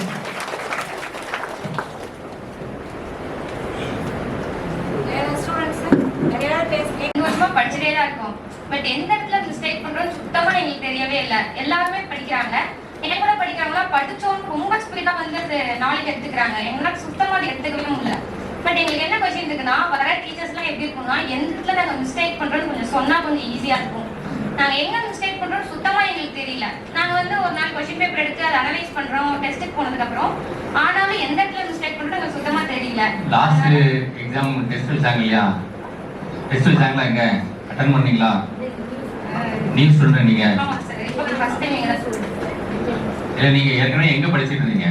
சார் நான் வந்து டாப் அகாடமில டெஸ்ட் பேட்ச் போட்டுருந்தேன் சார். அங்க வந்து டெஸ்ட் எல்லாம் எங்களுக்கு அதை அனலைஸ் பண்றதுக்கு வீடியோல தராங்க. நான் வீடியோ அட்டெண்ட் பண்றேன். ஆனா வந்து கொஸ்டின் பேப்பர் எடுத்து எங்க மிஸ்டேக் பண்றோம் ரெக்டிஃபை பண்றேன். பட் அடுத்த டெஸ்ட் பாத்தீங்கன்னா அதே ஸ்கோர்ல ரிப்பீட் ஆகிட்டே இருக்கு. பட் இம்ப்ரூவ்மெண்ட்டே எனக்கு சுத்தமா தெரியல. பட் இங்க இருக்கிற நிறைய பேருக்கு அந்த ஒரு டவுட்ஸ் கண்டிப்பா இருக்கும், எங்க நம்ம மிஸ்டேக் பண்றோம்னு தெரியாம. ஸோ மேபி அடுத்த வரை டீச்சர்ஸ் எல்லாம் சொல்லி கொடுத்தா ரொம்ப எல்லாத்துக்குமே ரொம்ப யூஸ்ஃபுல்லா இருக்கும் அப்படிங்கிறது என்னோட சஜஷன் சார். ஓகே, நல்லா அண்டர்ஸ்டாண்ட் பண்ணிக்குமா. இப்போ நான் வந்து குரூப் 2 எக்ஸாம் எழுத போகும்போது எனக்கு இந்த மாதிரி ஒரு பிரச்சனை இருந்தது. என்ன அப்படின்னு சொல்லிச்சுன்னா, நான் வந்து எம்ஏ தமிழ் இலக்கியம் படித்தேன். எம்ஏ தமிழ் இலக்கியம், எம்ஏ பப்ளிக் அட்மினிஸ்ட்ரேஷன். எனக்கு எப்பவுமே வந்து தமிழ் இலக்கியத்தில் வந்து இப்போ நாங்கள் ஒரு 10 பேர் ஒன்றா ப்ரிப்பேர் பண்ணால் அவங்க யாரை விட தமிழ் இலக்கியத்தில் நான் கொஞ்சம் கூடுதலாக நாலேஜ் இருக்குன்னு எனக்கு நல்லா தெரியும், பயங்கர கான்ஃபிடென்ட்டாக இருக்கணும். ஆனால் அந்தளவுக்கு நான் வந்து இலக்கியத்தில் நான் பாடத்திற்காக இல்லாமல் நிறைய வாசிக்கக்கூடிய பழக்கம் இருக்குது எனக்கு.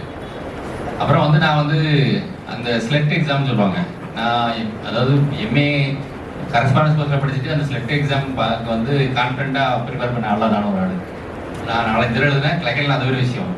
ஆனால் அந்த எக்ஸ்பீரியன்ஸில் வந்து நான் வந்து டிஎன்பிஎஸ்சியில் தமிழில் நான் வந்து நல்லா பெர்ஃபார்ம் பண்ணுவேன் அப்படின்னு நான் நினச்சிக்கிட்டு இருந்தேன். அப்போ 2006 வந்து இந்த பேண்ட் லிஃப்ட் பண்ணி செலெக்ஷன் பண்ண போகிறாங்க அப்படின்னு சொல்லும்போது நாங்கள் நண்பர்கள் எல்லாருமே நாங்கள் அப்போ ஒரு 10 ஆண்டுகள் அரசு பணியில் இருந்துட்டோம். அப்போது அசிஸ்டன்ட் கேடருக்கு செலெக்ஷன் பண்ணுறாங்க.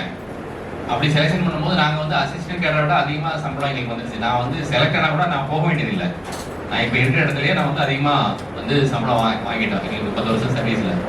ஆனால் நாங்கள் 3 பேர் வந்து மதுரையில் வந்து நேஷனல் இன்ஸ்டியூட் ஆஃப் பேங்கிங்னு ஒரு இன்ஸ்டியூட் இருக்குது. அங்கே போய் அப்போ 4000 ரூபாய் எங்களுக்கு அந்த ஃபீஸ் கட்டி நாங்கள் சாட்டர்டே சண்டே கிளாஸுக்கு போனோம். கிளாஸுக்கு போய் அந்த கிளாஸில் வந்து மாடல் டெஸ்ட் வைக்கும்போது தான் எனக்கு வந்து புரிஞ்சுது நாம் வந்து தமிழ் இன்னும் வீக்காக இருக்கோம் அப்படின்னு நான் அண்டர்ஸ்டாண்ட் பண்ணிக்கலாம். அது வரைக்கும் பயங்கர கான்ஃபிடென்ட்டாக நாம் வந்து தமிழ் இலக்கிய மாணவர், நிறைய இலக்கியம் வாசிக்கிறது, நிறைய இலக்கிய கூட்டங்கள்லாம் போய் தெரிஞ்சுக்கிறோம், நமக்கு வந்து தமிழ் இலக்கியம் நல்லா வரும் அப்படின்னு சொல்லிட்டு. ஏன் அப்படின்னா இலக்கியம் படிக்கிறதுக்கும் டிஎன்பிஎஸ்சி எக்ஸாமில் எக்ஸாமில் ப்ரிப்பேர் பண்ணுறதுக்கும் கொஞ்சம் டிஃப்ரென்ஸ் இருக்குது. நான் அதுக்கப்புறம் தான் அந்த எக்ஸாமில் வந்து மார்க் கம்மியானதுக்கப்புறம் தான் திரும்ப என்ன பண்ணால் ஈகிள் சைன்னு ஒரு நோட்ஸ் இருக்குது. அதில் வந்து ஃபுல்லாகவே தமிழுக்கு மட்டும் ஒரு 30-40 கொஸ்டின் இருக்கும். நான் என்ன பண்ணுவேன், டெய்லி சின்ன பையன் மாதிரி வந்து அந்த கொஸ்டினை ஆன்சர் பண்ணுவேன். என் ஒய்ஃபு கொடுத்து அந்த ஆன்சர் வந்து செக் பண்ண சொல்லுவேன். அப்படி வந்து ஒரு அந்த 30 பேப்பரும் போட்டு பார்க்கும்போது தான் எனக்கே ஒரு கான்ஃபிடன்ஸ் இருந்துச்சு. அப்புறம் நான் என்ன பண்ணேன் அப்படின்னா, அந்த கிளாஸ் கேன்சல் பண்ண முடியா, அங்கே வந்து தமிழ் நானே எடுக்கிறேன் அப்படின்னு சொல்லிட்டு அந்த தமிழ் நான் எடுக்க ஆரம்பித்தேன். அப்போது நம்ம நீங்கள் சொன்னது வந்து இப்போ வந்து ப்ராப்ளம் என்னென்னு ஐடென்டிஃபை பண்ணிட்டீங்க. ப்ராப்ளத்துக்கு சொல்யூஷன் என்ன அப்படின்னு சொன்னால், அந்த ப்ராப்ளத்துக்கு சொல்யூஷன் முதல்ல நாம் என்னென்ன சப்ஜெக்ட் வைஸ் வந்து அதில் எவ்வளோ மார்க் எடுக்கிறோம். ஃபார் எக்ஸாம்பிள் ஃபிசிக்ஸ், இப்போ நீங்கள் பேசிக்கலாக நீங்கள் வந்து சயின்ஸ் படிச்சிருக்கலாம், ஃபிசிக்ஸ் படிச்சிருக்கலாம். கெமிஸ்ட்ரி உங்களுக்கு டஃப்பாக இருக்கும், பயாலஜி டஃப்பாக இருக்கும், இன்னும் சொல்ல போனால் ஹிஸ்ட்ரியோ எக்கனாமிக்ஸோ டஃப்பாக இருக்கும். அப்போ அது வந்து நமக்கு வந்து புது சப்ஜெக்டாக இருக்கும். அப்போ அந்த புது சப்ஜெக்டில் நமக்கு வந்து கொஞ்சம் இது கம்மியாக இருந்தது அப்படின்னா அதை கொஞ்சம் நம்ம ஈக்குவல் பண்ணுற மாதிரி நம்ம ப்ராக்டிஸ் பண்ணணும். அதுக்கு நோட்ஸ் நிறைய எடுத்துக்கலாம். அதே போல் வந்து டெஸ்ட்டும் அந்த தனியாக அந்த பேப்பர் மட்டும் நம்ம வந்து போட்டு பார்க்கலாம். அப்படி நம்ம வந்து முதல்ல வந்து இப்போ நீங்கள் சொன்ன மாதிரி நம்மளுடைய வீக்னஸை ஐடென்டிஃபை பண்ணிட்டோம் அப்படின்னு சொன்னால் அந்த வீக்னஸை சரி பண்ணுறதுக்கு நம்ம வந்து ஆக்ஷன் எடுத்தால் போதும். அடுத்து 1 அல்லது 2 டெஸ்ட்டில் மாடல் டெஸ்ட்டில் ஆட்டோமேட்டிக்காக அது இம்ப்ரூவ் ஆகிடும். அப்புறம் இன்னொரு விஷயத்தையும் சொல்கிறேன், இந்த மாதிரி நெகட்டிவ்னு நம்ம சொல்கிற விஷயங்களை எப்படி பாசிட்டிவாக மாற்றுறதுங்கிறது. எனக்கு வந்து கையெழுத்து ரொம்ப மோசமாக இருக்கும். என்னோட கையெழுத்து வந்து பார்த்தீங்கன்னா, ஏன்னா வேகமாக எழுதி பழக்கம் ஆயிடுச்சு. ஏன்னா நம்ம திங்க் பண்ணுற வேகத்துக்கு எழுதணும் இல்லையா.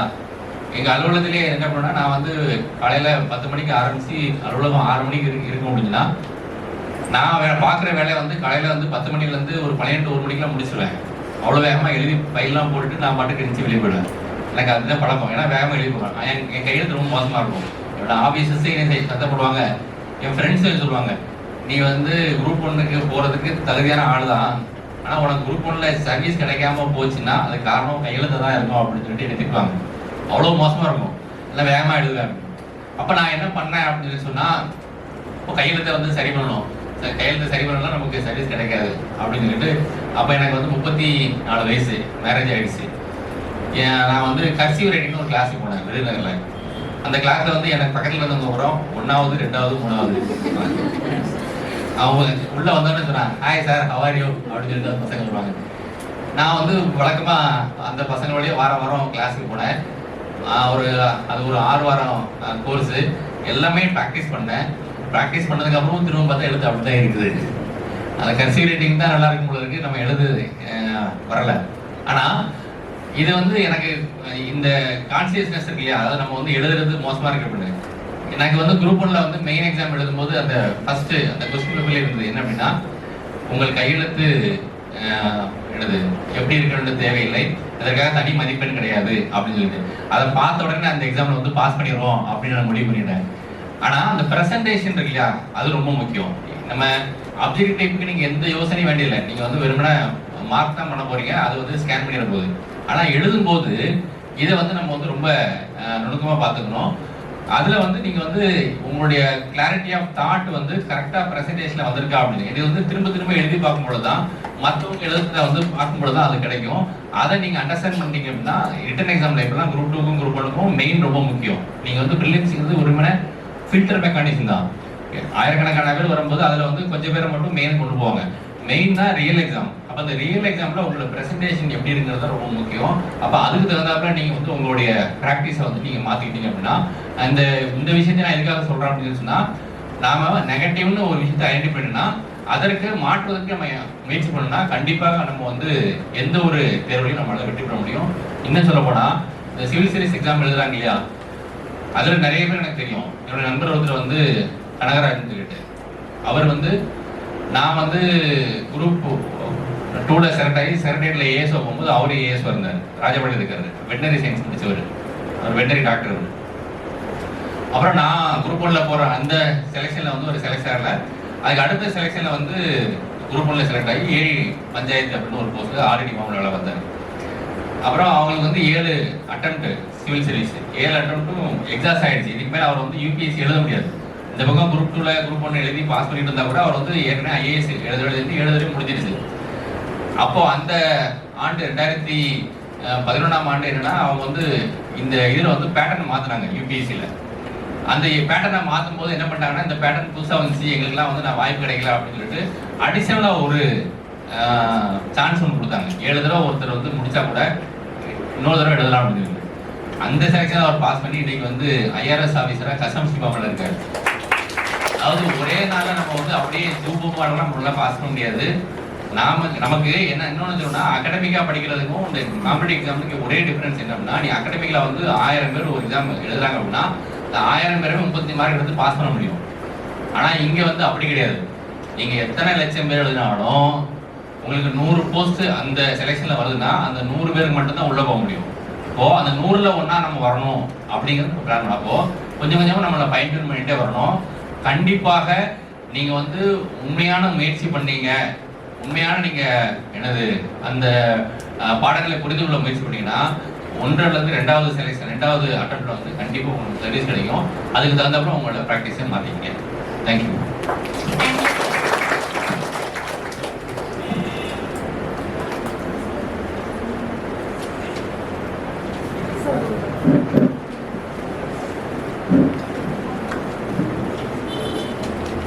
Good morning sir. என் பேர் பவித்ரா, நல்லாம்பட்டியிலேருந்து வரேங்க.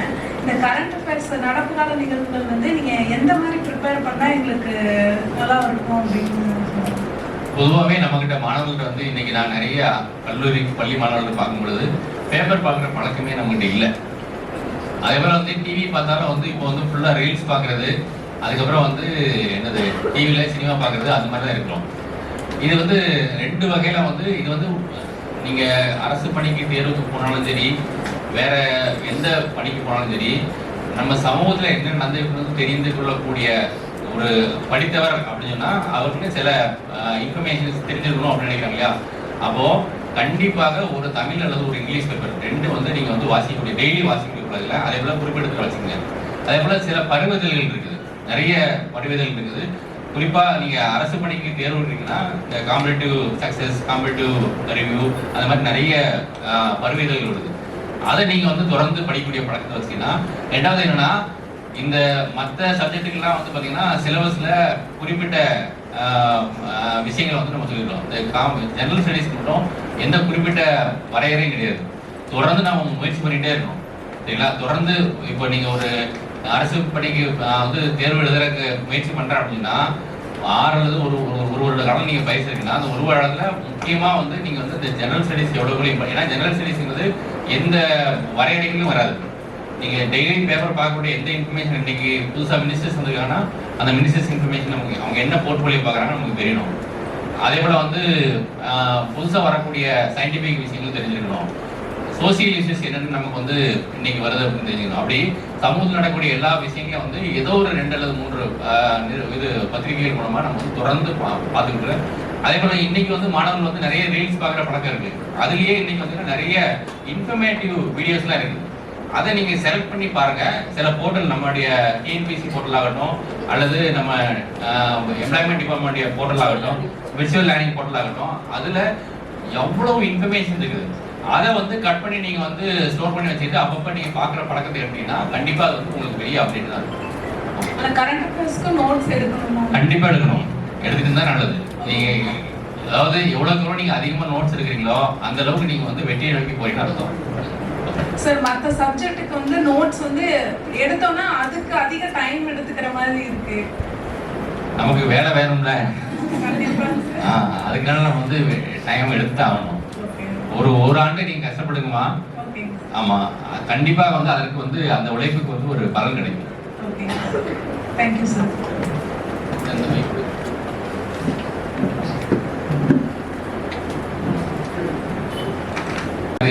அந்த ஒவ்வொரு தடவையும் நம்ம செலக்ட் ஆகும்போது எங்க மாணவர்கள் கேட்கறது தான், எத்தனை மணி நேரம் படிக்கிறது. எத்தனை மணி நேரம் படிக்கிறது முக்கியம் இல்லை, நாம சிலபஸை கவர் பண்றோமா இல்லையா, அதான் ரொம்ப முக்கியம். நீங்க சிலபஸை கவர் பண்றதுக்கு உங்களுடைய படிக்கக்கூடிய வேகம் இருக்கு இல்லையா. ஒரு நாளைக்கு நான் வந்து ஒரு 50 பக்கத்தை 2 மணி நேரத்தில் படிக்க முடியும், படித்து அண்டர்ஸ்டாண்ட் பண்ணிக்க முடியும் அப்படின்னு சொல்லிட்டு, அப்போ அதற்கு தகுந்தாப்புல நம்ம வந்து நேரத்தை மாற்றிக்கணும். நான் வேலைக்கு போயிட்டு இருக்கேன், காலையில் 8 மணிக்கு போயிட்டு 6 மணிக்கு தான் வருவேன், அப்போ எனக்கு வந்து பேலன்ஸ் இருக்கிற படிக்க முடியும் அப்படின்னு சில பேர் இருப்பாங்க. நீங்கள் கண்டினியூஸாக உட்காந்து நாங்கள் வேற எந்த வேலைக்கு மூலியமாக படிக்கணும்னு சொன்னால் சிலபஸை மட்டும் நீங்கள் கவர் பண்ணுங்கள். அந்த 6 மாசத்துல இப்போ நமக்கு டிசம்பர்ல இப்போ இருந்து ஆரம்பிச்சு டிசம்பர்ல 6 மாசம் இருக்கு அப்படின்னா 6 மாசத்துல குரூப் 4 சிலபஸை ஈஸியாக கவர் பண்ண முடியும். அது ஒன்றும் மாற்றுக்கிறதே இல்லை. ஆனா எப்பவுமே வந்து ஒரு சின்ன டைம் டேபிள் நீங்க போட்டு வச்சுங்க செல்ஃபா. இப்போ நம்ம சென்டர்ல வந்து சில பாடங்களுக்கு வந்து சில பாடத்திட்டங்கள் இப்படி உங்களுக்கு சொல்லிக் கொடுப்பாங்க. நீங்க செல்ஃபா வந்து இந்த சப்ஜெக்டை ஃபுல்லாக கவர் பண்ற மாதிரி நீங்க வந்து ரெடி பண்ணி வச்சுக்கணும். அதே போல இன்னும் ரொம்ப முக்கியமான என்னன்னா கடந்த 2 அல்லது 3 தேர்வுல நீங்க குரூப் 4 பிளான் பண்றீங்க அப்படின்னா நீங்க டிகிரி ஹோல்டர் தானே? டிகிரி போட்டிருக்கீங்க. ஓகே. இப்போ நிறைய பேர் நம்ம டிகிரி ஹோல்டர் தான் இருக்கோம் அப்படின்னு இருந்துச்சுன்னா தயவு செஞ்சு டிகிரி ஹோல்டர் யாரும் குரூப் 4 மட்டும் ரெஸ்ட்ரிக்ட் பண்ணிடாதீங்க. உங்களை குரூப் 4ங்கிறது 10th மட்டும் 10th குவாலிஃபிகேஷன் தான் மட்டும் போகுங்கிற எக்ஸாம். நீங்க குரூப் 2 குரூப் 1க்கும் நீங்க வந்து உங்களை ப்ரிப்பேர் பண்ணிட்டீங்கன்னா இந்த குரூப் 4 ரொம்ப ஈஸியா போயிடும். சரியா? ஆனா அந்த குரூப் 4க்கு மட்டும் நீங்க வந்து 10th வரைக்கும் உள்ள புக்கை வந்து நீங்க கம்பல்சரியா ஃபுல்லா படிச்சு ஏன்னா நம்ம என்ன நினைக்கிறோம் அப்படின்னு சொன்னா இப்ப நானே வந்து 2008 6-7 காலகட்டத்தில் வந்து நாங்க வந்து 10th படிச்சது வந்து 90ல. அதுக்கப்புறம் வந்து ஒரு 15 ஆண்டுகள் கழிச்சு அந்த புத்தகம் பார்க்கும்போது நாங்க ஏதோ புதுசா படிக்கிற மாதிரி இருக்கு. அவ்வளவு சப்ஜெக்ட்ஸ் வந்து புதுசா வந்துருச்சு. நாங்க 10th படிக்கிறது அதுக்கப்புறம் 10th படிக்கும் போதும் அப்போ அந்த அப்டேஷன் நமக்கு ரொம்ப வேணும். நீங்க சொல்ற மாதிரி 6 மாசங்கிறது குரூப் 4க்கு கண்டிப்பா போதும். அதுக்கு நீங்க வந்து அந்த சிலபஸை கவர் பண்றதுக்கு உங்களுக்கு எவ்வளவு டைம்ங்கிறத நீங்க பிளான் பண்ணிக்கங்க. ஒவ்வொரு சப்ஜெக்ட்டுக்கும் நீங்க டைம் ஃபிக்ஸ் பண்ணிக்கங்க. அதே போல எப்பவுமே படிக்கும் போது என்ன அப்படின்னா கண்டினியூஸா ஒரே சப்ஜெக்டை 5 மணி நேரம் 6 மணி நேரம் படிக்காம டைம் ஸ்டார்ட் பண்ணிக்கணும். ஃபர்ஸ்ட் நான் சயின்ஸ் படிக்கிறேன் அப்படின்னா சயின்ஸுக்கு மாற தமிழ் லிட்டரேச்சர் குவாலிட்டி அப்படி நீங்க மாத்தி மாத்தி படிக்கணும். நமக்கு அப்சர்வேஷன் இல்லைன்னா நமக்கு வந்து போர் அடிச்சிடும். அப்போ அந்த மாதிரி பிளான் பண்ணிக்கங்க. ஒவ்வொன்றுக்கும் தனித்தனியாக சின்ன சின்ன டெஸ்ட்டை நீங்க போட்டு பாருங்க. அது வந்து கண்டிப்பா உங்களுக்கு ஹெல்ப்ஃபுல்லா இருக்கும். ஏன்னா ரொம்ப டைம் கம்மியா இருக்குன்னு நினைக்காதீங்க. சரிங்களா? நீங்க எந்த அளவுக்கு நீங்க உழைக்கணுமோ அந்த அளவுக்கு உங்களுக்கு வந்து அந்த உழைப்புக்கான ஊதியம் கண்டிப்பா கிடைக்கும். ஓகே, வாழ்த்துக்கள். Hello sir, good morning sir. இப்போ என்ன சந்தேகம்னாங்க சார், அந்த படிக்கணுங்கிற அந்த உறுதித்தன்மை அப்படி தக்க வச்சுக்கிறதுங்க சார். அது என்ன அப்படின்னா ஒரு 3 வருஷம் 4 வருஷம் அப்படியே படிச்சுட்டே போகும்போதுங்க சார் இந்த சுற்றி இருக்கிறவங்கெல்லாம் நீ டைம் வேஸ்ட் பண்ணுறியோ வயசு அதிகமாகுது இந்த மாதிரி சொல்கிறாங்க சார். அது வந்து நம்மளே தப்பு தான் பண்ணிட்டு இருக்கிறோமோ அப்படின்னு நம்மளே நம்ப வச்சிருந்தீங்க சார். அதனால நீங்கள் படிக்கும்போது அந்த மாதிரி நிச்சயமாக ஃபேஸ் பண்ணியிருப்பீங்க சார். அதை எப்படி ஓவர் கம் பண்ணி வந்தீங்க? நான் தான் சொல்றேன், நான் வந்து முதல் எக்ஸாம் பாஸ் பண்ணதுக்கு எந்த ப்ரிப்பரேஷனும் இல்லை எனக்கு. ஆனால் அதுக்கப்புறம் வந்து நான் ஒரு 50 எக்ஸாம் பாஸ் பண்ணி எழுதியிருப்பேன். என்னென்ன எக்ஸாம்லாம் எனக்கு குவாலிஃபிகேஷன் இருக்கோ அவ்வளோ எழுதியிருப்பேன். ஆனால் எதுவுமே நான் பாஸ் பண்ணலை. அதுக்கு அடுத்த எக்ஸாம் பாஸ் பண்ணது 13 வருஷம் கழிச்சு 2008 தான். அப்போது எனக்கு அதுக்கு ரீசன் தெரியும். என்ன அப்படின்னா எதுவுமே வந்து முறையாக ப்ரிப்பேர் பண்ணாமல் நான் வந்து எழுதுறேன் அப்படின்னு எனக்கு தெரியும். ஆனால் நான் வந்து அது ஒரு ஹாபி மாதிரி. என் ஃப்ரெண்டு வந்து திருப்பூரில் இருக்காருன்னா திருநெல்வேலியிலேருந்து இங்கே சென்டர் போடுவேன், இங்கே வருவேன், ஃப்ரெண்டை பார்த்து 2 நாள் சுற்றிட்டு அப்படி போவேன். முறையாக நாம் வந்து நம்மை தயார்படுத்தி கொண்டு நம்ம எந்த தேர்வு நம்ம தயாரித்தாலும் கண்டிப்பாக விடணும். அப்போ நீங்கள் 4 வருஷம் 5 வருஷம் அப்படிங்கும்போது இப்போ காம்படிஷன் அதிகமாக இருக்கும், நம்ம அண்டர்ஸ்டாண்ட் பண்ணிக்கணும். சரிங்களா? அதே நேரத்தில் வந்து ஒவ்வொரு குடும்பத்துக்கும் ஒவ்வொரு சூழ்நிலை இருக்கும். நான் வந்து 5 வருஷம் நான் வந்து படிச்சுக்கிட்டே இங்கே இருக்க போகிறேன் அப்படின்னு சொன்னால் அந்த குடும்ப சூழ்நிலையை நீங்கள் பார்த்துக்குங்க. ஒரு கட்டத்திலேயாவது இல்லை நமக்கு இந்த படம் பிடிக்கும் அப்படின்னு தெரிஞ்சுக்கிட்டீங்கன்னா வேற மாறி போகிறதுக்கான கட்ஸும் நமக்கு வேணும். சரியா? அது இல்லாமல் நம்ம வந்து திரும்ப திரும்ப அதுலேயே நம்ம இருந்துட்டு இருக்கோம் அப்படின்னா அது வந்து குறைந்தது 2 ஆண்டுகள் வந்து கண்டிப்பாக வேணும் நம்ம ஏதாவது ஒரு சர்வீஸ் போகிறதுக்கு. அதுக்குள்ளே நம்ம அதுக்கு போக முடியல அப்படின்னா ஆல்டர்னேட் நம்ம பார்த்துக்கலாம். ஓகே சார், இது வந்து ரெக்வஸ்டாக தான் வைக்கிறேன். நான் வந்து இந்த அறநிலைத்துறை ஆஃபீஸில் டெம்பரவரியாக ஒர்க் பண்ணுறேங்க சார். என்னால் வந்து ரெகுலராக கிளாஸ் வர முடியாது. ஆன்லைனில் இருந்தால் எங்களுக்கு இன்னும் யூஸ்ஃபுல்லாக இருக்கும். என் கூட ஒர்க் பண்ணுற தம்பியும் வரதா இருந்தார். அவருக்கு பர்மிஷன் கிடைக்கலங்கிறதுனால வரல. இப்போ நானும் பர்மிஷன் சொல்லிட்டு தான் வந்துருக்கேன். இனிய காலை வணக்கம். நமக்கு வரவேற்புரை மற்றும் துவக்க உரை நல்கிய உதவி இயக்குனர் அவர்களுக்கு நம்முடைய வேலைவாய்ப்பு மற்றும் பயிற்சி துறையின் சார்பாக நன்றியை உரித்தாக்குகிறேன். உங்களிடையே வந்து எப்படி எக்ஸாம் குறித்து அவர்கள் வந்து உரையாற்றினார், அவர்களுக்கு நன்றியை தெரிவித்துக் கொள்கிறேன். அடுத்ததாக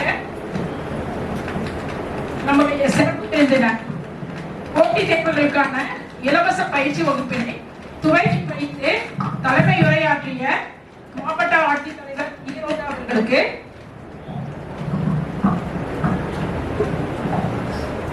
மாவட்ட வேலைவாய்ப்பு மற்றும் பயிற்சி துறையின் சார்பாக நன்றியை தெரிவித்துக் கொள்கிறேன்.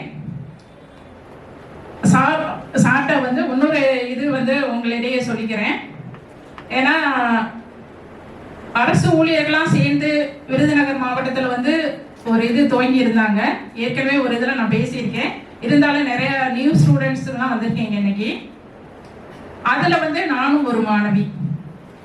ஏன்னா சாரை நான் பார்க்கல. ஏன்னா மற்றவங்க வந்து இருந்தாங்க. அந்த கிளாஸை வந்து நான் ரெகுலராக கண்டினியூவும் பண்ணலை. ஏன்னா வந்து என்னால் டெய்லி வந்து பஸ்ஸில் போயிட்டு வர முடியல. என் ஃப்ரெண்ட்ஸுக்கெல்லாம் போயிட்டு வருவாங்க. போயிட்டு வந்து எங்களுக்கு சொல்லி கொடுப்பாங்க. நான் வந்து எனக்கு டைம் கிடைக்கிறப்ப எனக்கு நல்லா இருக்கும்போது போயிட்டு இது பண்ணுவேன். சொன்ன மாதிரி இந்த மாதிரி வழிகாட்டுதல் வந்து எங்களுக்கு அப்பயே இருந்துச்சுன்னா நாங்கள்லாம் சீக்கிரம் போயிருப்போம். ஏன்னா நான் 35 வயசுல தான் நான் ஒரு கவர்மெண்ட் ஜாப்பே நான் போனேன். இங்கே நிறைய ஸ்டூடெண்ட்ஸ் சொன்னாங்க, கேள்வி கேட்டாங்க. அதாவது நல்லாவே படிக்கிறோம், ஏன் வந்து வின் பண்ண முடியல? அப்போ சார் வந்து அழகாக சொன்னார், நீங்கள் வந்து எதில் தப்பு பண்ணுறீங்க அப்படின்னு பாருங்க. ஏன்னா கொஸ்டின் நம்ம பார்ப்போம், திருப்பி இதை பார்த்தோம்னாலே நம்ம டென்ஷன் ஆகிடுவோம். எவ்வளோ அதெல்லாம் பார்க்க மாட்டோம். சில பேர் வந்து ரிசல்ட் வந்து அப்புறம் தான் பார்ப்போம். நாங்கள் அப்படி கிடையாது, மறுநாளே போட்டு. ஆனால் ஒரு காலகட்டத்தில் நானும் பார்த்ததே கிடையாது. எங்களுக்கு அந்த சங்கத்துக்குள்ள வந்த பிறகு அதை பார்க்கணும். எங்கள் ஃப்ரெண்ட்ஸ் சர்க்கிளில் வந்து ஒரு 7 பேர் இன்னைக்கு வந்து கவர்மெண்ட் ஜாப்ல இருக்காங்க சார். ஏன்னா வந்து எங்களுக்கு அப்படி அருமையானவங்க கிடைச்சாங்க. வந்த உடனே திருப்பி பார்ப்போம். அந்த கொஸ்டின் வந்து எந்த புக்கில் எந்த பேஜில் கேட்டிருக்காங்கன்னு சொல்லிட்டு அண்டர்லைனோட எழுதி வச்சிருப்போம். எல்லா கொஸ்டினும் அது இப்பதான் உடனே உங்களுக்கு வந்துடுது. எங்களுக்குலாம் அப்போ கொஞ்சம் லேட் ஆகும். அதெல்லாம் பார்த்து இந்த புக்கில் இந்த இதில் இருக்குன்னு சொல்லிட்டு அப்போ இவ்வளோ மார்க் வந்துடுது. ஒன்று தான் இப்படி தான், 1-2 தான் எங்களுக்கு வந்து வேரியஸ் ஆகும். அந்த மாதிரி நாங்கள் பார்த்துருவோம். அப்போ எங்களை கண்டுபிடிக்க முடியும் எதில் வந்து தப்பு பண்ணியிருக்கோம், அதுக்கு வந்து எவ்வளவு நம்ம இம்பார்ட்டன்ட் கொடுக்கணும் சொல்லிட்டு. ஏன்னா சார் சொன்னா பார்த்தீங்கன்னா நானும் MA MPhil தமிழ் தான். எனக்கு வந்து கணக்கு துப்புரவா வரவே வராது. எனக்கு கணக்குன்னு சொல்லிட்டு டெஸ்ட் வச்சாங்கன்னா நான் அந்த கிளாஸ் போக மாட்டேன். அப்போ கணக்குலாம் எனக்கு ஜஸ்ட் பாஸ் தான் உண்மையிலேயே. அப்போ சொன்னாங்க, நீ கணக்குல தான் உனக்கு போயிடுது, நீ வந்து அந்த மேக்ஸ் வந்து போட்டுப்பாரு. அதுக்கெல்லாம் வந்து நான் அதுக்கப்புறம் ஒரு லாங் சைஸ் நோட் வாங்கி பக்கமாக எழுதி டெய்லி வந்து அதுக்கு இம்பார்ட்டன்ட் கொடுக்க ஆரம்பிச்சேன். சயின்ஸ் குரூப், சயின்ஸை பொறுத்தளவு எனக்கு நல்லாவே கொஞ்சம் இதாகும். மேக்ஸ் மட்டும் அப்போ எதில் வீக்குன்னு சொல்லிட்டு நம்மளுக்கே தெரியும். நீங்கள் அந்த கொஸ்டினை திருப்பி பாருங்க, ப்ரீவியஸ் இயர் கொஸ்டின்லாம் எப்படி கேட்டிருக்காங்க அதுக்கெல்லாம் பாருங்க சார் சொன்ன மாதிரி. அப்புறம் ஒரு நம்மளுடைய தன்னார்வ பயிர் மட்டும் ஒரு மாணவர் வந்து கேட்டாங்க, வெளியில வந்து இவ்வளவு நாங்கள் ஃபீஸ் கட்டிலாம் படிக்கிறாங்க, இங்கே இலவச நம்ம சொல்லி கொடுக்குறோம். இதுவும் மற்ற இதுல அவங்களுக்கெல்லாம் மக்களுக்கு வந்து சொல்லுங்க, அவங்க ஃப்ரெண்ட்ஸுக்கெல்லாம் சொல்லுங்க, அவங்களுக்கும் வந்து ஒரு உதவியா இருக்கும் அப்படின்னு சொல்றேன். அதுக்காண்டி சாருக்கு மீண்டும் ஒரு நன்றியை வேலைவாய்ப்பு மற்றும் பயிற்சித்துறையின் சார்பாக கேட்டுக்கொள்கிறேன். நன்றி சார். அடுத்ததாக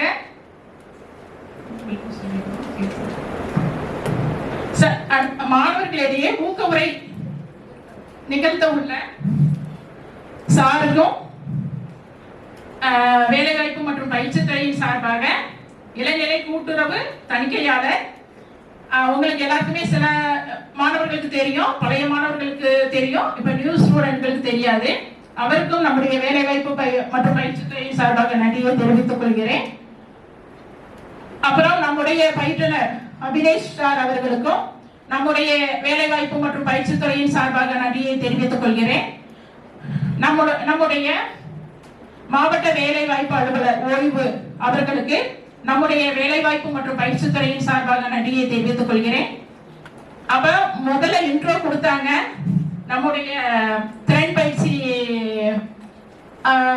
மேம் அவர்கள். ஏன்னா எதுவுமே எங்களுக்கு வந்து என்னன்னா ரொம்ப நான் பேச மாட்டேன், அவ்வளவா எனக்கு பேசுறது கொஞ்சம் கூச்சமா இருக்கும். அவங்க தான் ரொம்ப பேசுவாங்க. அவங்ககிட்ட இருந்து தான் நானே சில இதை நான் பேசுவேன், கேட்பேன் எப்படி பேசணும் என்ன பேசணும் சொல்லிட்டு. ஏன்னா ஒவ்வொரு இதுகளுக்கும் அவங்க அந்த அழகுபட அந்த ஒரு கவிதை நயத்தோட, கவிதான் அவங்க பேரு, அந்த நயத்தோட அவங்க பேசுவாங்க. அவங்களுக்கும் நன்றியை தெரிவித்துக் கொள்கிறேன். அவங்க ஒன்று சொன்னாங்க, எங்களுக்கு வந்து ஒரு நல்ல ஆபீசர் வந்து கிடைச்சிருக்காங்க.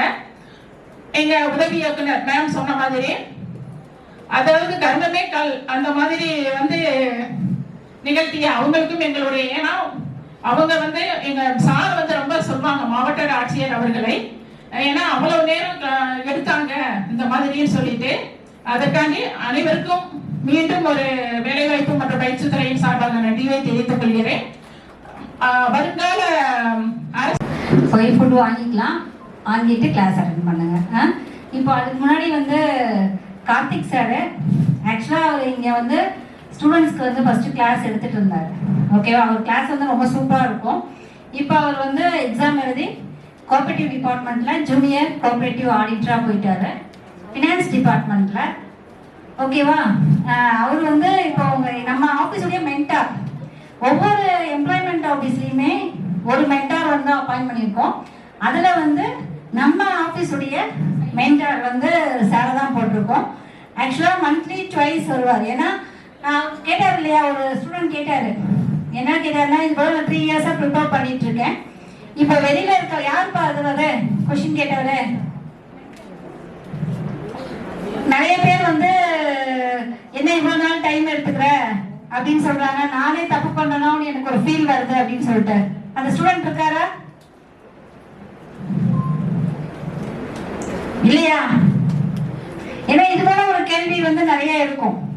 ஆக்சுவலா நம்ம ரிலேஷன் ஆகட்டும், வெளியில இருக்கவங்களாகட்டும், எல்லாருமே என்ன சொல்லுவாங்க அப்படின்னா, நம்மளை பார்த்தாதான் அவங்களுடைய வேலையாக இருக்கும். பட் ஆனா அவங்கள வந்து நம்மளை அண்ணாந்து பார்க்க வைக்கணும். பட் இப்ப நம்ம சொல்லிட்டே இருக்காங்கன்னு வச்சுக்கோங்களேன், அவங்க சொல்றதுதான் நம்மளுடைய பாசிட்டிவே. நம்மளை யாருமே குறை சொல்லலைன்னு வச்சுக்கோங்களேன், அந்த நம்மளால வளரவே முடியாது.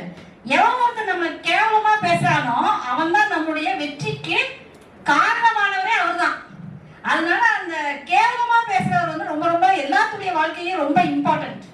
அந்த மனுஷன் இல்லை அப்படின்னா யாருடைய வெற்றியுமே இல்லை. உன்னை யார் கேவலமா பேசுறாங்களோ அவங்க முன்னாடி அவங்களே அண்ணாந்து பாக்குற அளவு நான் வரணும் அப்படிங்கிற ஒரு வெறி மட்டும்தான் இருக்கணும். நீ எங்கெல்லாம் சோர்ந்து போகிறையோ அப்ப அவன் நம்மளை வந்து கேவலமா பேசுற வார்த்தைகள் வந்து நம்ம காதுல ஒடிச்சுட்டே இருக்கணும். அப்ப என்ன பண்ணிடுவோம், ஆட்டோமேட்டிக்கா நம்ம வெளியில வந்துடும். கண்டிப்பா நம்ம இதை சாதிச்சே ஆகணும் அப்படிங்கிற எண்ணம் வந்து கண்டிப்பா வந்துடும். ஆக்சுவலா 3 இயர்ஸ் 4 இயர்ஸ் அப்படிங்கிறது ப்ரிப்பரேஷன் தேவையே கிடையாது. நீ வந்து ஒரு சிஸ்டமைஸ்டா பண்ணன அப்படின்னா சார் சொன்ன மாதிரி second attempt or third attempt தான் நம்மளால கண்டிப்பா கிளியர் பண்ண முடியும். அந்த பொண்ணு கேட்ட மாதிரி ஃபர்ஸ்ட் அட்டெம்ப்ட்லயும் கிளியர் பண்ணலாம். கிளியர் பண்றதுக்கு எல்லாருக்குமே வாய்ப்புகள் இருக்கு. அது வந்து உன் கையில தான் இருக்கு. எப்படி நீ பிளான் பண்ணி படிக்கிற அப்படிங்கிற கையில இருக்கு. அதுக்கு ஒரு சின்ன ஒரு எக்ஸாம்பிள், லைவ் எக்ஸாம்பிள் மட்டும் இங்க சொல்லிடுறேன். எங்க ஸ்டூடெண்ட் வந்து சத்யான்னு சொல்லிட்டு ஒரு ஸ்டூடெண்ட், அந்த பொண்ணை பத்தி நான் பேசாம இருந்ததே இல்லை எந்த மீட்டிங்லயுமே. ஏன்னா அந்த பொண்ணு வந்து ஒரு டிஸ்ட்ரிபியூட் விடோ, அவங்களுக்கு வந்து சின்ன ஒரு பேபி இருக்கு, ஒரு பையன் இருக்கு. அவங்களுடைய ஃபர்ஸ்ட் ப்ரிப்பரேஷனை வந்து எம்ப்ளாய்மெண்ட் ஆஃபீஸர் தான் ஃபர்ஸ்ட் டிஎன்பிஎஸ்சி ப்ரிப்பரேஷனை தொடங்கினாங்க. அவங்களுடைய 6 மந்த்ஸ்ல அவங்களுடைய ப்ரிப்பரேஷன் தொடங்கி 6 மந்த்ஸ்ல ஃபர்ஸ்ட் அட்டெம்ப்ட்லயே பள்ளிப்பாளையம் ரூரல் டெவலப்மெண்ட் டிபார்ட்மெண்ட்ல ஜூனியர் அசிஸ்டண்டா செலக்ட் ஆயிட்டாங்க. சரியா, அடுத்தது அவங்க விடவே இல்லை, குரூப் 2 எக்ஸாம் எழுதினாங்க. குரூப் 2 எக்ஸாம்ல assistant post group 2A select ஆகி எஜுகேஷன் டிபார்ட்மெண்ட் தாளவாடியில கிடைச்சது. ஓகேவா, பட் கண்டினியூஸா மறுபடியும் குரூப் ஆஃப் ப்ரிப்பரேஷன்ல இருக்காங்க. அதனால வந்து first attempt, second attempt, 1 year 2 year அது எல்லாமே டிபெண்டிங் அப்பான் உங்க சைடு தான். உங்களுடைய கோஆபரேஷன், உங்களுடைய பிளான், உங்களுடைய இன்ட்ரெஸ்ட் உங்களுடைய இதுதான். நீ நினைச்சா என்ன வேணாலும் சாதிக்கலாம், எதை வேணாலும் பண்ண முடியும். முடியாது அப்படிங்கிற வார்த்தை நம்ம கிட்ட கிடையவே கிடையாது. அந்த முடியுங்கிறதுக்கு வேணா நிறைய ஒர்க் பண்ணணும். அந்த ஒர்க் என்னெல்லாம் பண்ணணும் அப்படிங்கறத மட்டும் நீ பண்ணிட்ட அப்படின்னா முடியாதுங்கிற வார்த்தை கிடையவே கிடையாது. எல்லாத்தையுமே முடிக்க முடியும், அது மட்டும்தான். அதுக்கு இந்த எம்ப்ளாய்மெண்ட் ஆஃபீஸ் ஸ்டூடெண்ட்ஸ்க்கு படிப்புக்காக என்ன விஷயம் வேணாலும் என்னால செய்ய முடியும். நான் கீழே தான் இருப்பேன். எப்ப வேணாலும் ஸ்டூடெண்ட்ஸ் வந்து என்னை அப்ரோச் பண்ணலாம். உங்களுக்காக செய்யறதுக்கு நான் என்ன வேணாலும் செய்ய முடியும். ஓகேவா, இப்போ சாருடைய ஸ்பீச் நிறைய பேர் கொஸ்டின்ஸ் கேட்டிருப்பீங்க. அது எல்லாத்துக்குமே சொல்லுவாரு, அவர் நீ படிக்கிறது ஏதாவது சப்ஜெக்ட் எப்படி படிக்கணும், எனக்கு இது ரொம்ப ட்ரையா இருக்கு. நிறைய பேர் கரண்ட் அஃபேர்ஸ் கேட்டீங்க இல்லையா, எப்படி படிக்கணும் அப்படின்னு ஒரு பொண்ணு கேட்டது கரண்ட் அஃபேர்ஸ். பட் எதெல்லாம் இம்பார்ட்டண்டா எப்படிலாம் நீ நோட்ஸ் எடுக்கணும் அப்படிங்கிறத கொண்டு அவர் சொல்லுவாரு. அவருடைய ஸ்பீச் நல்லா இருக்கும், நீங்க எதனாலும் யூஸ் பண்ணிக்கலாம். அவர் உங்களுடைய நம்பரும் ஷேர் பண்ணுவாரு. உங்களுக்கு ஏதாவது டவுட்ஸ்னாலும் நீங்க அவரை கூப்பிடலாம். மந்த்லி ஒன்ஸ் இங்க வருவாரு. இருந்தாலும் நீங்க ஏதாவது டவுட்னா வந்து கூப்பிடலாம். ஓகேவா, நியூ ஸ்டூடெண்ட்ஸ்க்கு என் நம்பர் நான் கொடுக்குறேன், எதனாலும் கூப்பிடலாம். 9688207172. என் பேர் Radhika, assistant director employment. 9688207172.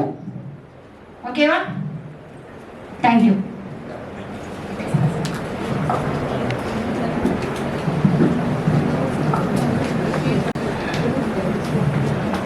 Erode மாவட்ட ஆட்சித்தலைவர் திரு சா கந்தசாமி ஐஏஎஸ் அவர்களுக்கும், ஈரோடு வேலைவாய்ப்பு மற்றும் தொழில்நெறி வழிகாட்டு மையத்தின் உதவி இயக்குனர்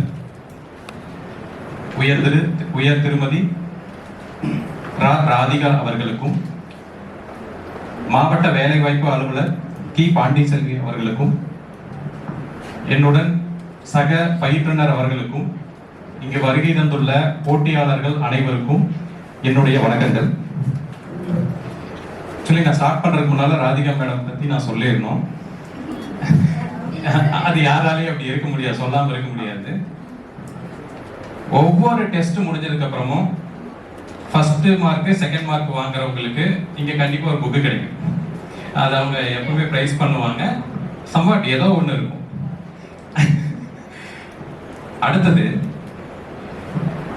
இங்க என்ன ஃபேக்கல்டி என்ன எடுக்கிறாங்க, அவங்க எப்படி எடுக்கிறாங்க ஃபிங்கர் டிப்ல வச்சிருப்பாங்க.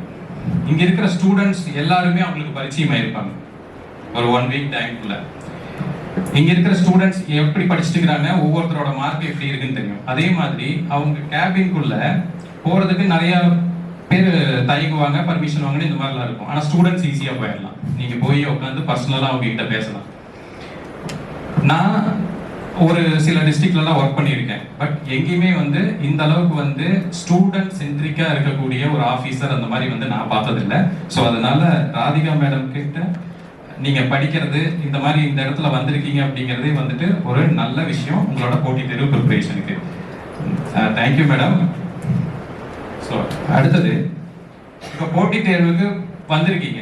ஃபர்ஸ்ட் உங்களை பத்தி கொஞ்சம் தெரிஞ்சுக்கிறேன். எத்தனை பேர் இன்ஜினியரிங்க? Okay okay. எத்தனை பேர் science BSc? Okay, very good. எத்தனை பேர் ஆர்ட்ஸ் பிஏ பிகாம்? சூப்பருங்க. எத்தனை பேர் தமிழ் மீடியம் இருக்கீங்க? டிகிரி லெவல்ல, degree level Tamil medium. Okay. எத்தனை பேர் தமிழ் மீடியத்தில் தான் எக்ஸாம் எழுத போறீங்க? ஓகே. எத்தனை பேர் இங்கிலீஷ் மீடியத்தில் எழுத போறீங்க? ஓகேங்க. அப்படின்னா ஜெனரல் இங்கிலீஷ், அப்படிதானுங்க? ஜெனரல் இங்கிலீஷ் ஆல்ரெடி கை தூக்கிருக்கீங்க. General English okay okay. General English இப்போ அதிகமாக இருக்கு எனக்கு தெரிஞ்சு. முதல்ல இருந்ததை விட இப்போ ஜெனரல் இங்கிலீஷ் எழுதுறவங்க அதிகமாக இருக்கீங்க நான் பார்த்தது. நான் ஒரு 100 எக்ஸாமுக்கு மேலே எழுதியிருக்கேங்க. Government exam, central government, state government. அது யூபிஎஸ்சி சிவில் சர்வீஸில் ஆரம்பிச்சது என்னோட பயணம். அதுக்கப்புறம் நான் விட்டுட்டேன், அசிஸ்டன்ட் ப்ரொஃபஸராக போயிட்டேன். அதுக்கப்புறம் திரும்ப மறுபடியும் வந்துட்டு கல்யாணமாகி குழந்தை எல்லாம் ஆனதுக்கப்புறம் வந்து ப்ரிப்பேர் பண்ணி இந்த எக்ஸாம் கிளியர் பண்ணியிருக்கேன். நிறைய எக்ஸாமில் வந்துட்டு மெயின்ஸ் இன்டர்வியூன்னெல்லாம் போயிருக்கேன். சரி, எக்ஸாம் ப்ரிப்பேர் பண்ணுறதுக்கு நீங்கள் உள்ளே வரீங்க அப்படின்னா நீங்கள் என்ன பண்ணணும் ஸ்டார்டிங்ல இருந்து அப்படிங்கிற ஒரு சில ஸ்ட்ராட்டஜி சொல்லிடலாம். எல்லார்கிட்டையும் ஒரு ஸ்ட்ராட்டஜி இருக்கும். எல்லா ஸ்ட்ராட்டஜியும் எல்லாத்துக்கும் அப்ளை ஆகாது. எது உங்களுக்கு ஆப்டா இருக்கோ அதை நீங்க பயன்படுத்திக்கலாம். ஃபர்ஸ்ட் நீங்க எக்ஸாம் ப்ரிப்பேர் பண்றதுக்கு நீங்க உள்ள வந்திருக்கீங்க அப்படின்னா ஒரு 4 விஷயம் நீங்க கண்டினியூஸா ஃபாலோ பண்ணணும். நம்பர் 1, உங்ககிட்ட அந்த எக்ஸாமுக்கான சிலபஸ் இருக்கணும் ஃப்ரம் டே 1. இப்போ நீங்க குரூப் 2 2ஏக்காக தான் வந்திருக்கீங்க அப்படின்னா உங்ககிட்ட குரூப் 2க்கான சிலபஸ் உங்க கையில் இருக்கணும். அதை ஃபர்ஸ்ட் எடுத்து கையில வச்சுக்கிறது தான் உங்களோட ஃபர்ஸ்ட் வேலையா இருக்கணும். சிலபஸ் தாண்டி நீங்க எதையும் படிக்கணுங்கிற அவசியம் கிடையாது. அண்டர் த சன் யாருமே படிக்க முடியாது. அப்படி நீங்க படிக்க ட்ரை பண்ணீங்கன்னா நீங்க ஒரு டீச்சர் ஆகலாம், நீங்க ஒரு ரிசர்ச் ஸ்காலர் ஆகலாம், காம்படிட்டிவ் எக்ஸாம் கிளியர் பண்ண முடியாது. ஸோ சிலபஸ் கையில் இருக்கணும். 2வது விஷயம் மெட்டீரியல். சிலபஸ் என்ன வேணா போட்டிருக்கலாம், ஆனா எந்த சோர்ஸ்ல இருந்து அந்த இன்ஸ்டிடியூஷன் எக்ஸாம் நடத்துற இன்ஸ்டிடியூஷன் ரெஃபர் பண்ணுவாங்க அப்படிங்கிறதுக்கு ஒரு சில கைடன்ஸ் இருக்கும். அதை நாம ரெஃபர் பண்ணி வச்சிருக்கணும். டிஎன்பிஎஸ்சி தான் ப்ரிப்பேர் பண்றீங்க, இல்ல ஸ்டேட் கவர்மெண்ட்ல தான் ப்ரிப்பேர் பண்றீங்க அப்படின்னா உங்களுக்கான மெட்டீரியல் ஸ்கூல்ஸ் புக் தான். ஏகப்பட்ட கமெண்ட் வரலாம், ஸ்கூல் புக்ல இருந்து கேட்கறது இல்ல, வெளியிருந்து மெட்டீரியல் இருந்து கேட்கறாங்க, இன்னொரு புக் ஆத்தர்ல இருந்து தான் கேட்டுக்கிறாங்க. எதுவுமே கிடையாது. ஸ்கூல் புக்ல இருந்து ஸ்கூல் புக்ல இருந்து படிச்சவங்க தான் பாஸ் பண்ணிருக்காங்க. இன்னும் சொல்ல போனா மெயின்ஸ் அனுபவமே இருக்கு. மெயின்ஸ்ல நிறைய இன்ஸ்டிடியூட்ல டெஸ்ட் பேட்ச் போட்டவங்க, லீடிங் இன்ஸ்டிடியூட்ல டெஸ்ட் பேட்ச் போட்டவங்க அவங்களோட பிரைவேட் மெட்டீரியல் ப்ரிப்பேர் பண்ணியிருப்பாங்க. அதுல ப்ரிப்பேர் பண்ணவங்கள விட ஸ்கூல் புக்கை மெயின்ஸுக்கு படிச்சுட்டு அதுல என்னென்ன கொஸ்டின்ஸ் வந்திருக்கு, புக் பேக் கொஸ்டின், அதை ரெஃபர் பண்ணவங்க போன வாட்டி முந்தின வாட்டி குரூப் 2 மெயின்ஸ்ல அதிக ஸ்கோர் பண்ணியிருக்காங்க. நான் கண் கூட பார்த்துருக்கேன். ஸ்கூல் புக்கு தான். அதே மாதிரி நீங்க எந்த எக்ஸாமோ அதை பொறுத்து உங்களோட மெட்டீரியல் மாறும். நீங்க சென்ட்ரல் கவர்மெண்ட்ல படிக்கிறீங்க அப்படின்னா என்சிஆர்டி மாறும், இல்ல எஸ்எஸ்சி படிக்கிறீங்க இல்ல ரயில்வே போறீங்க அப்படின்னா அதுக்கு தகுந்த மாதிரி மெட்டீரியல்ஸ் எல்லாம் மாறும். அது என்ன நீங்க கவர் பண்ணிக்கிறீங்க. இப்போ டிஎன்பிஎஸ்சி அப்படின்னா ஸ்கூல் புக் தான். இது ரெண்டாவது. மூணாவது விஷயம் ப்ரீவியஸ் இயர் கொஸ்டின் பேப்பர். உங்களுடைய முதல் ஃபேக்கல்டி உங்களுடைய ப்ரீவியஸ் இயர் கொஸ்டின் பேப்பர் தான். டிஎன்பிஎஸ்சி ஆன்சர் கீ போட்டீங்கன்னா ஒரு லிங்க் வரும். அந்த லிங்க்ல கடைசியா நடந்த எக்ஸாம் வந்து அப்படியே ரிவர்ஸ்ல எல்லா கொஸ்டின் பேப்பரும் ஆன்சர் கீ போட்டிருப்பாங்க. நீங்க சீரியஸான கேண்டிடேட்டா இருந்தா டெய்லி ஒரு கொஸ்டின் பேப்பர் எடுத்து வச்சுக்கலாம். அதை புக்கு படிக்கிற மாதிரியே படிச்சுட்டு வரலாம். இதுதான் உங்களோட ஃபர்ஸ்ட் ஃபேக்கல்டி. ஏன் அப்படின்னா ஹிஸ்டரி இருக்கு, ஜியோகிராஃபி இருக்கு, பாலிட்டி இருக்கு அப்படின்னு நம்மளுக்கு தெரியும். என்ன கொஸ்டின் கேட்கறான், எந்த ஏரியாவுல இருந்து கேட்கறான், அதை எப்படி கேட்கறான் அப்படிங்கிறது பழைய கொஸ்டின் பேப்பர் தான் உங்களுக்கு சொல்லி தரும்.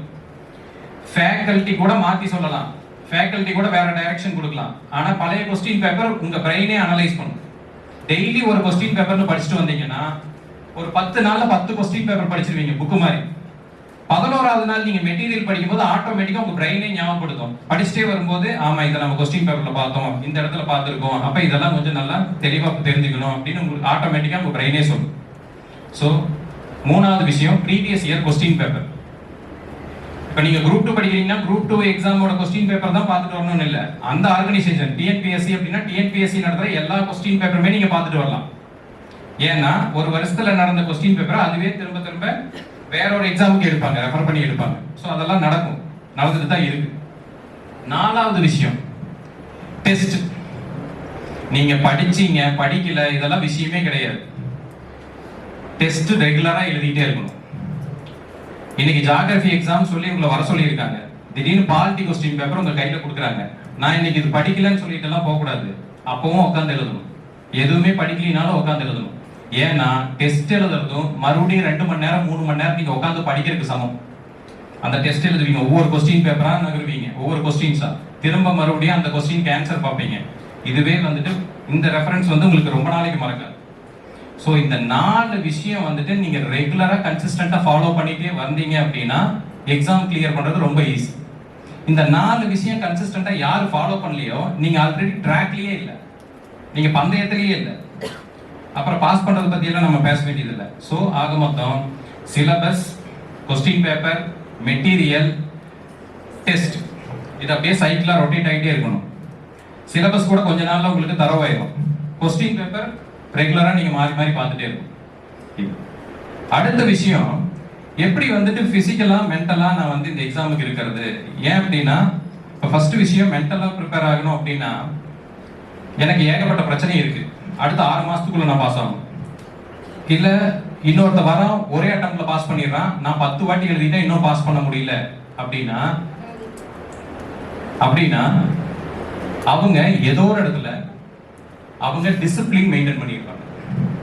ஆக்சுவலி டிசிப்ளின் அப்படிங்கிறது வந்துட்டு பிசிக்கலாவும் மென்டலாவும் மெயின்டைன் பண்றவங்க நிறைய விஷயத்தை ஈஸியா சாதிச்சிருவாங்க. உங்களோட தூக்கம் கரெக்டா 10 மணிக்கு தூங்கி இத்தனை மணிக்கு எந்திரிக்க 10 மணிக்கு தான் வேணும்னு இல்லை. ஒரு நாளைக்கு 7 மணி நேரம் தூங்குறேன் இல்லை 8 மணி நேரம் தூங்குறேன்னா அதை கன்சிஸ்டன்டா மெயின்டைன் பண்ணணும். ஏன்னா அப்பதான் உங்களோட மென்டல் ஹெல்த் நல்லா இருக்கும். ஃபுட்டு ப்ராப்பரான ஃபுட்டை நார்மலாவே சிலர் டிசிப்ளினா எடுத்துட்டு இருப்பாங்க. போட்டி தேர்வு படிக்கிறேன் அது இதுன்னு இல்லை, நார்மலாவே டிசிப்ளினா எடுத்துட்டு இருப்பாங்க. இவங்களோட எனர்ஜி லெவல் மற்றவங்களோட மேல இருக்கும். சோசியல் மீடியாவை டிசிப்ளினா யூஸ் பண்ணிட்டு இருப்பாங்க. கரெக்டா எந்த டைம்ல பார்க்கணுமோ 1/2 மணி நேரம் பார்க்கணும், 1 மணி நேரம் பார்க்கணும், பார்த்துட்டு வெளியே வந்துருவாங்க. சிலர் வந்து என்ன பண்றதுன்னு தெரியாம போன்குள்ளேயே வந்துட்டு 2-3 மணி நேரம் வந்துட்டு இருப்பாங்க. இதெல்லாம் டிசிப்ளின்ல இருந்து விலகி போறது. ஸோ இந்த மாதிரி சிலர் ஸ்கூல் டைம்ல இருந்தே டிசிப்ளினா வந்துட்டு இருப்பாங்க. இவங்கெல்லாம் ஒரே அட்டம்ப்ட்ல பாஸ் பண்ணிட்டு போயிடுவாங்க. ஏன்னா ஃபிட்னஸ், காம்படிட்டிவ் எக்ஸாமுக்கு தேவையான ஃபிட்னஸ் இருக்கும். சிலர் காம்படிட்டிவ் எக்ஸாம் ப்ரிப்பேர் பண்றேன்னு வந்ததுக்கு அப்புறம் தான் மெடிடேஷன் பண்ணுவாங்க. காம்படிட்டிவ் எக்ஸாம் ப்ரிப்பேர் பண்றேன்னு வந்ததுக்கு அப்புறம் தான் தூக்கத்துக்கு எடுத்துக்குவாங்க. சாப்பாடு சரியா சாப்பிட மாட்டாங்க. படிக்கிறேன்னு சொல்லிட்டு ஒரு நாள்ல 10 மணி நேரம் தொடர்ந்து படிப்பாங்க, அடுத்த நாள் விளையாட போயிடுவாங்க. ஸோ இந்த மாதிரி எல்லாம் இல்லாம கன்சிஸ்டன்டா யாரு டிசிப்ளின் மெயின்டைன் பண்ணிட்டு இருக்காங்களோ அவங்க இந்த எக்ஸாமை கிளியர் பண்றது ரொம்ப ஈஸி. சரி, வேற சில மித்தெல்லாம் பத்தி நான் சில விஷயத்த சொல்லிடுறேன். காசு கொடுத்து போறாங்களா அப்படின்னு கேட்டா இல்ல. அதுக்கு நானே எக்ஸாம்பிள். உள்ள போகாம இருந்தா கூட சும்மா சொல்லலாம் கேட்டு. படிச்சு நீங்க சின்சியரா படிச்சீங்க அப்படின்னா டெஃபினட்டா நீங்க ஜாப் வாங்குவீங்க. அடுத்த விஷயம், கொஸ்டின் பேப்பர் ட்ரெண்ட்ல கண்டபடி எடுத்துட்டு இருக்காங்க. என்ன பண்றது? யாரோ சிவில் சர்வீஸ் ப்ரிப்பேர் பண்றவங்க இருக்கீங்களா? UPSC very good. பழைய கொஸ்டின் பேப்பர் பாத்தீங்களா? இந்த 2026 எப்படி இருந்ததுங்க? எழுதியிருக்கீங்களா? அப்படியா? நீங்களுமா? நீங்க எழுதியிருந்தீங்களா? Very good. எப்படி இருந்ததுங்க? ஓகே. உங்க கமெண்ட் மாடரேட் இருந்தது. பரவாயில்லையே, செம கமெண்ட். நீங்க எழுதல, ஆனா பார்த்துட்டு இருக்கீங்க. Okay, very good. சோ இந்த வாட்டி கொஸ்டின் பேப்பர்ல நிறைய கிரிட்டிசிசம் வந்தது. யூபிஎஸ்சி மேல நார்மலா கிரிட்டிசிசம் வராது, இந்த வாட்டி வந்தது. ஒரு மியூசிக்ல ஒரு ராகம் 4 ஆப்ஷன்ல என்ன ராகம்னு கொடுத்த ஒரு கொஸ்டின் கேட்டிருந்தாங்க. மேபி அது கரண்ட் அஃபேர்ஸ்ல எங்கேயாவது ரெஃபரா இருந்திருக்கலாம். அதே மாதிரி நான் ஒரு காலத்துல ரெஃபர் பண்ணும்போது எஸ்எஸ்சில ஒரு கொஸ்டின் கேட்டிருந்தான். பாலிவுட் ஆக்டர்ஸ் ஒரு 4 ஆப்ஷன் கொடுத்து இதுல யார் உயரம்னு சொல்லி ஒரு கேள்வி கேட்டிருந்தான். சரி, டிஎன்பிஎஸ்சில வரவும் last group 2A mains objective type தான். அதனோட கொஸ்டின் பேப்பர் யாராவது ரெஃபர் பண்ணீங்களா? அதுல ஒரு கொஸ்டின் கேட்டிருந்தா, இந்த திட்டங்கள் அமல்படுத்தியதன் மூலமாக இந்த முதல்வரை தாயுமானவர் என்று மக்களால் அழைக்கப்பட்டார் அப்படின்னு சொல்லி ஒரு கொஸ்டின் கேட்டிருந்தான். யாராவது பார்த்த ஞாபகம் இருக்கா? ஏன் இது வந்து ஆத்தென்டிகேஷனா ஏதோ ஒரு புக்ல பிரிண்ட் ஆன மேட்டர் கிடையாது. எங்கேயோ யாரோ பேசுனதை வச்சு கேட்ட கொஸ்டின். இப்படி எல்லாம் சம்டைம்ஸ் கொஸ்டின்ஸ் வருது. அப்ப என்ன பண்றது? இதை நம்பி படிக்க வேண்டாமா அப்படின்னா அப்படியெல்லாம் கிடையாது. ஃபவுண்டேஷனா ஃபண்டமெண்டலா படிக்க வேண்டிய சில புத்தகங்கள், சில மெட்டீரியல் அப்படின்னு இருக்கு. அனைவரும் தெரிஞ்சிருக்க வேண்டிய விஷயம். அது ட்ரெண்ட்ல தான் உங்களுக்கு தெரியும். இப்ப நீங்க 2026 ப்ரிப்பேர் பண்ண வந்திருக்கீங்கன்னா இப்ப நீங்க என்னென்ன புத்தகம் படிச்சிருக்கணும், என்னென்ன மெட்டீரியல் படிச்சிருக்கணும்னு இருக்கு. இதை நீங்க என்னைக்குமே விடக்கூடாது. இதுல இருந்து ஒரு கொஸ்டின் வந்தது அப்படின்னா அதுல நீங்க ஸ்ட்ராங்கா இருக்கணும். 100 கொஸ்டின் கேட்கிற இடத்துல 40 கொஸ்டின் தான் இப்படி வந்திருக்குது, 60 கொஸ்டின் அன்ரிலேட்டடா இருக்கு அப்படின்னா அந்த 40 கொஸ்டின் நீங்க ஸ்ட்ராங்கா அட்டெண்ட் பண்ணிட்டு வரணும். ஒண்ணு, அந்த அன்ரிலேட்டடா வரது, ட்ரெண்ட்ல வரது, மாறி மாறி கேட்டுட்டாங்க, வித்தியாசமா இருக்கு அப்படி கொஸ்டின் எல்லாம் இருக்குல்ல, அது உங்களுக்கு மட்டும் இல்ல, ப்ரிப்பேர் பண்ற எல்லாத்துக்குமே சேலஞ்ச் தான். அந்த இடத்துல ஸ்பான்டேனியஸா உங்களுக்கு என்ன தோணுதோ அதை போட்டுட்டு நீங்க வரும்போது நீங்க கிளியர் பண்ணுவீங்க. சோ அப்ப காம்படிட்டிவ் எக்ஸாமுக்காக நீங்க ப்ரிப்பேர் பண்றதுனா என்ன அப்படின்னா, எல்லாரும் எந்த விஷயத்த அந்த ட்ரெண்டுக்கு ப்ரிப்பேர் பண்ணுவாங்களோ அதுல நீங்க லேக் அடிக்க கூடாது. பாலிட்டிக்கு என்ன படிக்கணும், ஹிஸ்டரிக்கு என்ன படிக்கணும், ஜியோகிராஃபிக்கு என்ன படிக்கணும் அப்படின்னு இருக்கோ அதை நீங்க தரவா படிச்சு வச்சுக்கணும். டெஸ்ட் எழுதிட்டு இருக்கணும். அதுக்கப்புறம் அந்த இன்ஸ்டிடியூட்ல இருந்து வரக்கூடிய கொஸ்டின் என்ன ஆகுது அப்படிங்கறத பொறுத்து அந்த ஸ்பாட்ல நீங்க கரெக்டா பிரசன்ட் பண்ணணும். சம்டைம்ஸ் போகும், அடுத்த அட்டெம்ப்ட்ல வந்துடும். ஆனா நீங்க ரெடியா இருக்கும்போது ரொம்ப நாள் நீங்க வெயிட் பண்ண மாட்டீங்க. சரி, ஒரு கொஸ்டின் அந்த பக்கம் கேட்டாங்க. என்ன கொஸ்டின் அப்படின்னா, நான் ரொம்ப நாளா எழுதிட்டு இருக்கேன், மார்க் அதிகமாக மாட்டேங்குது, நான் என்ன பண்றேன்னு எனக்கு தெரிய மாட்டேங்குது, அடுத்து நான் புஷ் பண்றதுக்கு என்ன வழி அப்படின்னு அந்த பக்கம் இருந்து ஒரு கொஸ்டின் வந்தது. Self evaluation, the most difficult, the most easiest job in the world அப்படின்னு ஒன்று சொல்லுவாங்க. Physical work. நார்மலா பிசிக்கல் ஒர்க்குக்கு சேலரி கம்மியா இருக்கும்.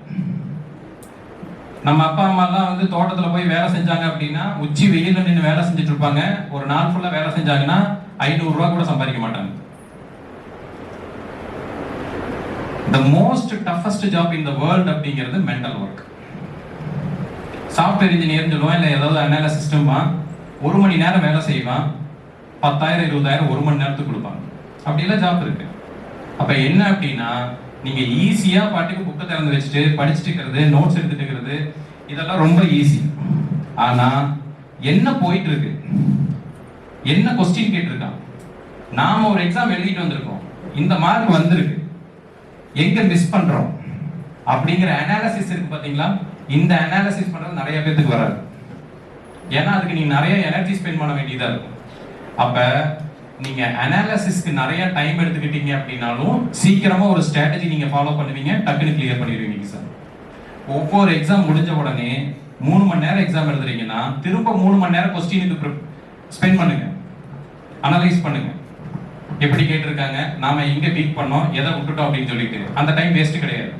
அடுத்த எக்ஸாம்ல ஸ்மார்ட்டா வந்துருவீங்க. ஸோ அதனால டஃபஸ்ட் ஜாப் என்ன அப்படின்னா அனாலிசிஸ், அதை ஃபாலோ பண்ணுங்க. ஸோ அதனால செல்ஃப் எவாலுவேஷன் நீங்க பண்ணிட்டே இருக்கணும். சரி, அதை எப்படியெல்லாம் பண்ணலாம் அப்படின்னா ப்ராக்ரஸ் பண்ணுங்க.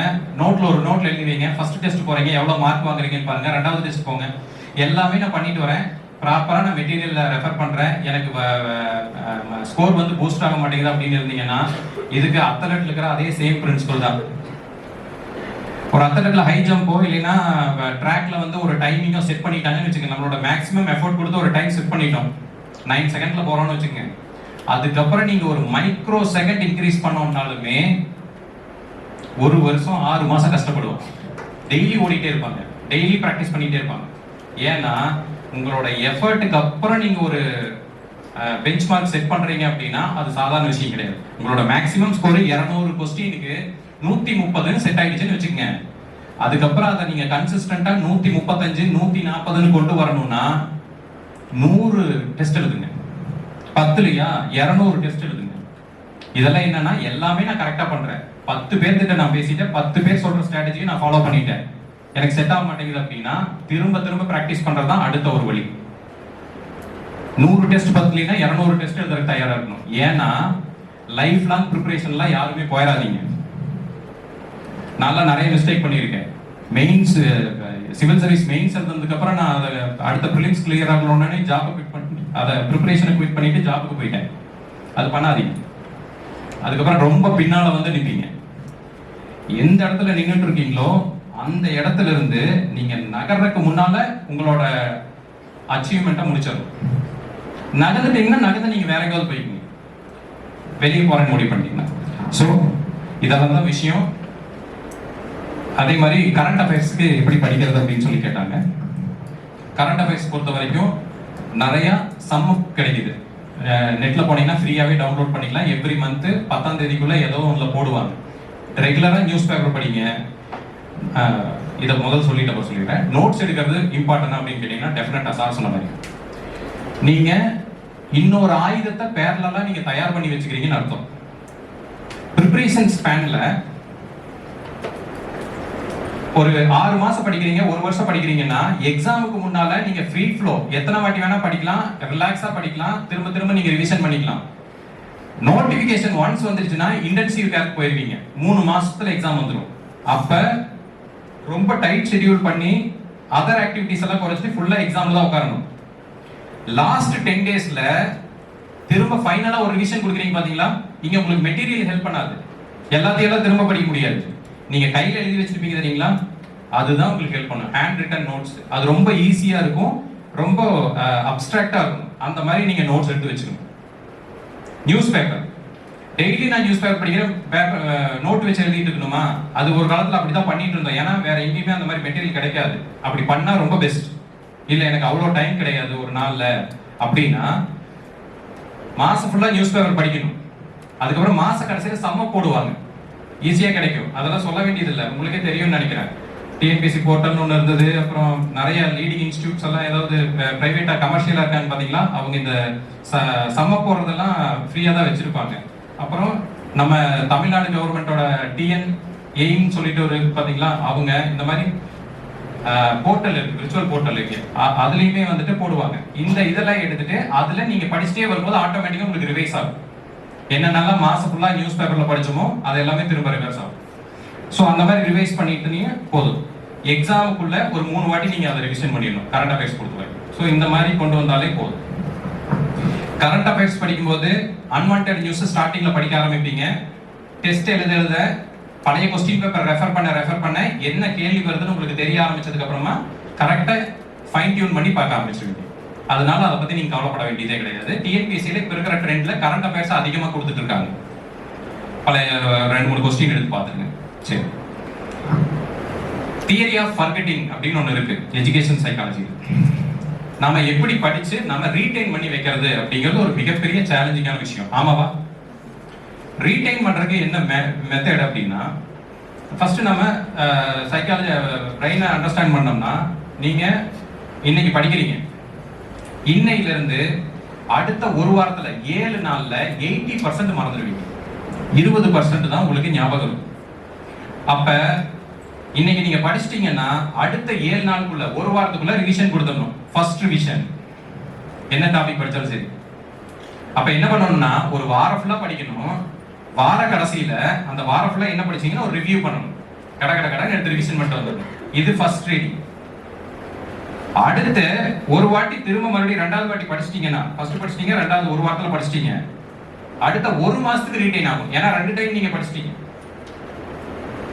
ஒரு மாசத்துக்குள்ள மறுபடியும் 3rd ரீடிங் கொடுத்துடணும். நீங்க இந்த 3rd ரீடிங் கொடுத்துட்டீங்கன்னா அடுத்தது 6 மாசம் வரைக்கும் அது உங்களுக்கு மெமரியில இருக்கும். அப்ப ஒரு எக்ஸாம் ஒரு 6 மாசம் கேப்ல இருக்கு அப்படின்னா first reading, second reading, 3rd reading அப்படிங்கிற ஒரு மெத்தட்ல கொடுத்துட்டீங்கன்னு வச்சுக்கோங்க. இன்னும் ரொம்ப சீரியஸா படிக்கிற கேண்டிடேட்டா இருந்தா ஒரு 5 வாட்டி படிக்கிற மெத்தடை நீங்க ஏதாவது ஃபாலோ பண்ணிட்டீங்கன்னு வச்சுக்கோங்க, டெஃபினட்டா உங்களுக்கு மறக்காது. கண்டென்ட் உங்களுக்குள்ள இருந்துட்டே இருக்கும். இந்த மக்கப் பண்றதெல்லாம் வந்துட்டு ஒரு சிலது பண்ணியே ஆகணும். அது ரொம்ப கம்மி தான், ரொம்ப நிறைய நினைச்சுக்கேன். ஸ்மார்ட்டா யோசிச்சு பார்த்துட்டே வந்தீங்கன்னா கம்மியா நீங்க ஃபில்டர் பண்ணி வெளியே எடுத்துடலாம். பாலிட்டியா ஆர்டிகல் நம்பர்ஸ் ஞாபகம் வச்சிருக்கணும். ஜாகிரபியா சில தமிழ்நாடு இந்திய ஜாகிரபியில சில ஃபேக்டர்லாம் இருக்கும். எது எங்க இருக்கு அப்படின்னு சொல்லி சில ஃபேக்டர்லாம் இருக்கும். அதெல்லாம் கொஞ்சம் ஞாபகம் வச்சுக்கணும். எக்கனாமிக்ஸா நம்பர்ஸ் அதெல்லாம் கொஞ்சம் ஞாபகம் வச்சுக்கணும். 5 இயர் பிளான்ஸ் இதெல்லாம் கொஞ்சம் ஞாபகம் வச்சுக்கணும். வேற என்ன, ஹிஸ்டரியா இயர்ஸ் எல்லாம் கொஞ்சம் ஞாபகம் வச்சுக்கணும். இந்த மாதிரி இதெல்லாம் தனியா ஃபில்டர் பண்ணி வெளியே எடுத்தீங்கன்னு வச்சுக்கோங்க, உங்க நோட்ஸ்ல வந்துடும். அது இந்த பக்கம் வரும். அது இல்லாம மத்த எல்லாமே நீங்க ரீடைன் பண்ணணும். யாரு என்ன எங்க சொன்னாங்க, என்னவா சொன்னாங்க, யாரு சொன்னாங்க, இந்த மாதிரிலாம் சிலதெல்லாம் இருக்கும். இதெல்லாம் நீங்க ரீடைன் பண்றதுக்கு இந்த மெத்தடை நீங்க ஃபாலோ பண்ணிக்கீங்க. உங்களால என்ன வந்து பிரெயின் கெப்பாசிட்டி இருக்கு, எப்படி அதை ரீடைன் பண்ணும் அப்படிங்கிறது. ஐ திங்க் நான் இப்ப சொல்லணும்னு நினைச்சதை நான் கவர் பண்ணிட்டேன்னு நினைக்கிறேன். வேற ஏதாவது இருந்தா நீங்க கேட்கலாம். ஸோ இந்த மாதிரி நீங்க பண்ணிட்டு வரீங்க. மறுபடியும் நான் இன்சிஸ்ட் பண்றேன், பிசிக்கல் அண்ட் மென்டல் ஹெல்த் அதில் நீங்க யாராவது இல்லைன்னு வச்சுக்கோங்க, நீங்க படிக்கிறது ரொம்ப டிஃபிகல்ட்டா படிப்பீங்க. நல்லா தூங்குறீங்க, சரியான சாப்பாடு சாப்பிட்றீங்க அப்படிங்கிற மாதிரி கேட்டகரியில் நீங்க இருந்தீங்க அப்படின்னா ஈஸியாக கிளியர் பண்ணிடுவீங்க. இது எப்பவுமே நடக்கும். ஓகேங்களா? All the best. நல்லா பண்ணுங்க.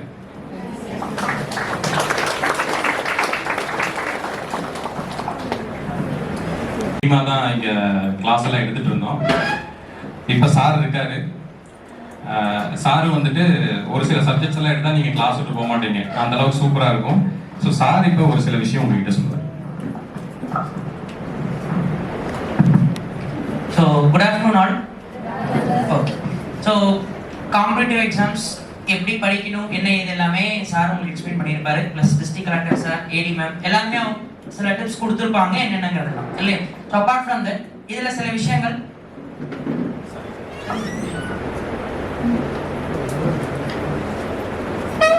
ஓகே, ஸோ இதில் சில விஷயங்கள் எப்படி இம்ப்ளிமெண்ட் பண்றது அப்படிங்கிறத சொல்றேன். ஃபார் எக்ஸாம்பிள் சிலபஸ் பார்க்கணும் அப்படின்னு சொல்லியிருக்காங்க. அந்த சிலபஸை எங்க போய் எடுக்கிறது அப்படிங்கிறதுல சில டவுட்ஸ் இருக்கும், தெரியாது. ஸோ அது எங்க போய் எடுக்கணுங்கிறத சொல்றேன், நோட் பண்ணிப்போம்.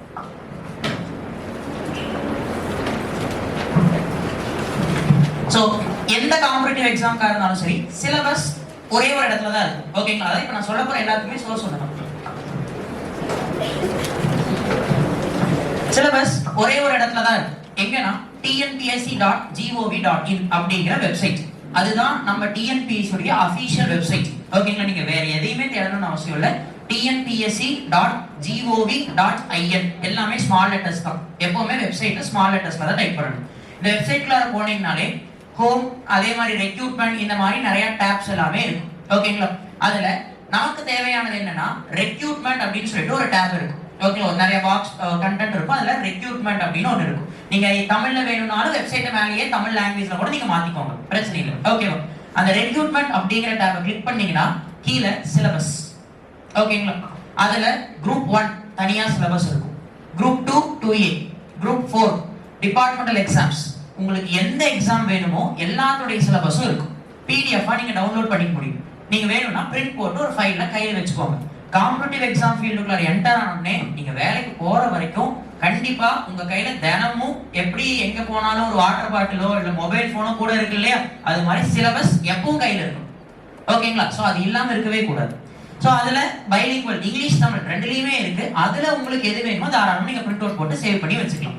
இதுல இன்னொன்னு என்னன்னா ப்ரிலிம்ஸ் கம்ஸ் மெயின்ஸ். ஏன்னா குரூப் 4க்கு மட்டும் prelims, group 2 or group 1 exam அப்படிங்கும் போது ப்ரிலிம்ஸோட சேர்ந்து மெயின்ஸ்க்கும் நீங்க கண்டிப்பா படிச்சுதான் ஓகேங்களா. பட் நமக்குள்ளார ஒரு பயம் இருக்கும், மெயின்ஸா அது என்னமோ நிறைய படிக்கணுமா இருக்குமே, அது என்னமோ நிறைய எழுதும் போல இருக்குமே, ப்ரிலிம்ஸ்னா நம்ம ஈஸியா 4 ஆப்ஷனை பார்த்து ஷேட் பண்ணிடலாம் அப்படின்னு. பட் ஒன்னே ஒரு மட்டும் நல்லா ஞாபகம் வச்சுக்கோங்க, ப்ரிலிம்ஸ்னா உங்களுக்கு அந்த 4 ஆப்ஷன் மட்டும் தான், அதுல ஏதாவது ஒன்று நீங்க சூஸ் பண்ணணும். மெயின்ஸ்னா அந்த கண்டென்ட்ல உங்களுக்கு என்ன தெரியுதோ நீங்க எப்படி வேணாலும் அதை எழுத முடியும். அதுக்கு சில ஃபார்மேட் இருக்கு அவ்வளவுதான். ஆனா அந்த வேர்டிங்ஸ் உள்ள போட்டு விசுவாஸ் போட்டு உங்களுக்கு என்னெல்லாம் எழுதணுமோ அந்த டாபிக் ரிலேட்டா எல்லாமே உள்ள நீங்க பிரசன்ட் பண்ண முடியும். ஏன்னா ப்ரிலிம்ஸ்ல உங்களை சுருக்கிட்டாங்க, 4 ஆப்ஷன் நீங்க என்ன வேணா சூஸ் பண்ணி தான் ஆகணும் அப்படின்னு. பட் மெயின்ஸ்க்கு அப்படி கிடையாது. சிம்பிளா சொல்லணும் அப்படின்னா ப்ரிலிம்ஸை விட மெயின்ஸ் ரொம்ப ஈஸி. புரியுதுங்களா? ஸோ அதனால பார்த்தீங்கன்னா ஃபுல் அண்ட் ஃபுல் கான்செப்ட் நீங்க அண்டர்ஸ்டாண்ட் பண்ணிக்கிறது தான் அந்த இடத்துல மெயின்ஸ்ல இருக்கும். ஓகேங்களா? ஸோ அதனால ப்ரிலிம்ஸ் படிக்கும் போதே கூட மெயின்ஸ்க்கு என்ன டாபிக் இருக்கு அப்படிங்கிறத கண்டிப்பா எல்லாருமே தெரிஞ்சு வச்சிருக்கணும். ஓகேங்களா? இதுல என்னன்னா நீங்க ப்ரிலிம்ஸ்க்கு படிச்சிட்டீங்கன்னா கிட்டத்தட்ட 70% அப்படியே உங்களுக்கு மெயின்ஸ்க்கு ஹெல்ப்ஃபுல்லா இருக்கும். ஃபார் எக்ஸாம்பிள் நான் பாலிட்டி வச்சே சொல்றேன். ஓகேங்களா? பாலிட்டியில ப்ரிலிம்ஸ்க்கு படிக்கிற முக்காவாசி சிலபஸ் அப்படியே மெயின்ஸ்க்கு வரும். ஓகேங்களா? அதுல நீங்க புதுசா எதுவும் படிக்கணும்னு அவசியம் இல்லை. பிரிலிமினரி லெவலுக்கு நீங்க இங்க என்ன படிக்கிறீங்களோ அது அப்படியே அங்க டிஸ்கிரிப்டிவா எழுதினா மட்டும் போதுமானது. புதுசா எதையும் போய் தேடணுமோ அதெல்லாம் எதுவுமே இருக்கணும்னு அவசியம் இல்லை. அப்ப ரிமைனிங் 30% மட்டும் தான் உங்களுக்கு அந்த இடத்துல புதுசா இருக்கும். அப்ப பிரிலிமினரிக்கு படிக்கும் போதே நல்லா ஸ்ட்ராங் பண்ணிட்டீங்கன்னா மெயின்ஸ்க்கு நீங்க சில சப்ஜெக்ட்ஸ் சொல்றேன், எல்லா சப்ஜெக்ட்ஸ் சொல்ல சில சப்ஜெக்ட்ஸ் சோ நீங்க தனியா படிச்சு எஃபோர்ட் போடணும்னு அவசியம் இல்லை. அதே சேம் டைம் நீங்க அந்த நேரம் மற்ற சப்ஜெக்ட்ஸ் நல்லா ஸ்ட்ராங் பண்ணிக்க முடியும். ஓகேங்களா? அப்போ சிலபஸ் பார்க்கும்போது இது ப்ரிலிம்ஸ்க்கு வருதா மெயின்ஸ்க்கு வருதா, ஓகே இது மெயின்ஸ்க்கும் வர மாதிரி இருக்கு நம்ம சேர்த்து படிச்சிருவோம் அப்படின்னு சொல்லிட்டு டெப்தா ஸ்ட்ராங் பண்ணுங்க. ஓகேவா? சார் சொன்ன மாதிரி ஒரு சிலது தான் நீங்க மெமரைஸ் பண்ற மாதிரி இருக்கும். மெமரைஸ் பண்றத பண்ணிதான், அது வேற ஆப்ஷன் கிடையாது. இயர்ஸோ இல்ல ஆர்டிகல்ஸோ சில எடுக்கணும். பட் முடிஞ்ச அளவுக்கு கான்செப்டை அண்டர்ஸ்டாண்ட் பண்ணிக்கோங்க.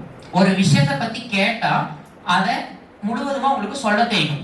ஓகேங்களா? அது எங்க ஸ்டார்ட் ஆச்சு, எப்படி அது டெவலப் ஆச்சு, எப்படி அது முடிஞ்சது அப்படின்னு ஒரு படத்துடைய கதையை கேட்டா நம்ம டீட்டெயிலா சொல்றோம் இல்லையா, அந்த மாதிரி தெரிஞ்சு நம்ம சொல்ல தெரியும்.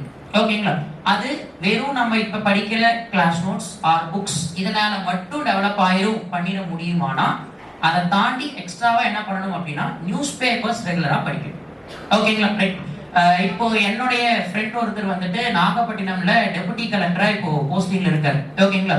அவருக்கு என்ன ஒரு குவாலிட்டி எல்லாத்தையும் விட அவருக்கு என்ன ஒரு குவாலிட்டி எக்ஸ்ட்ரா இருக்கும் அப்படின்னா ஒரு சிறந்த பேச்சாளர். ஓகேங்களா? தமிழ்ல ரொம்ப அருமையா பேசும். ஓகேங்களா? ஸ்கூல் லெவல் காலேஜ் லெவல் வந்து எல்லாத்துலயும் எங்க பேச்சு போட்டி வச்சாலும் அவர் தான் ஃபர்ஸ்ட் பிரைஸ். ஓகேங்களா?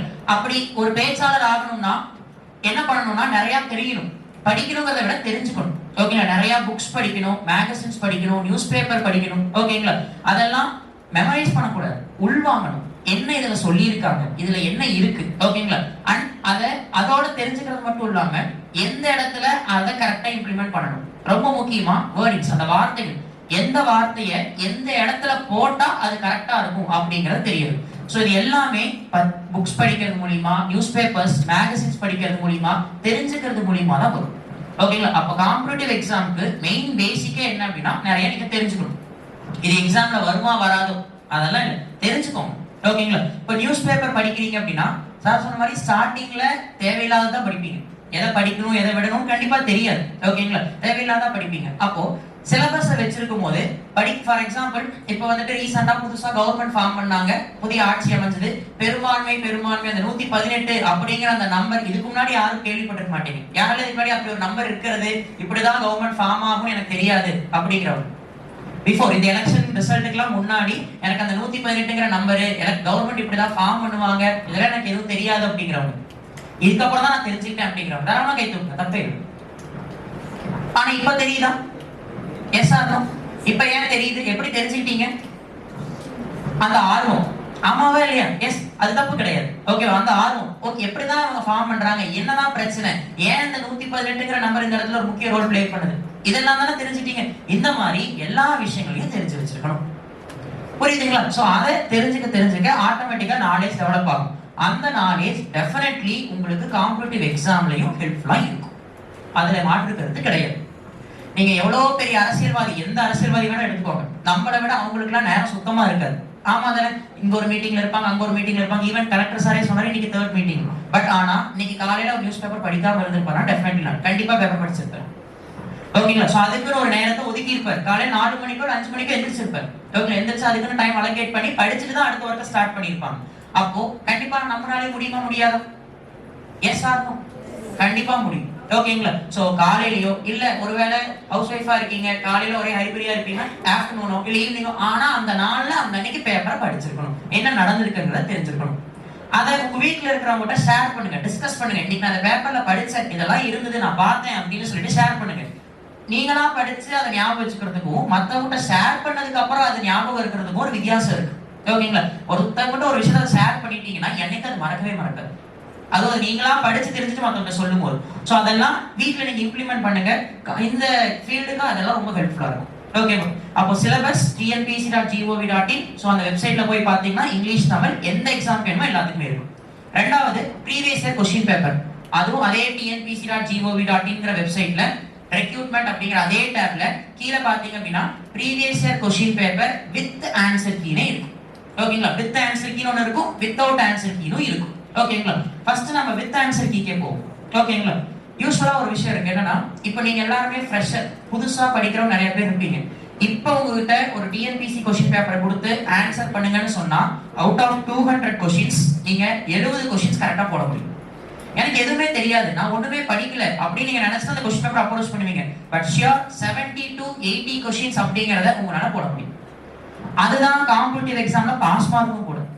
அப்போ இங்க இருக்கிற எல்லாருமே you are eligible to become boss ஆகிறதுக்கு எலிஜிபிள்.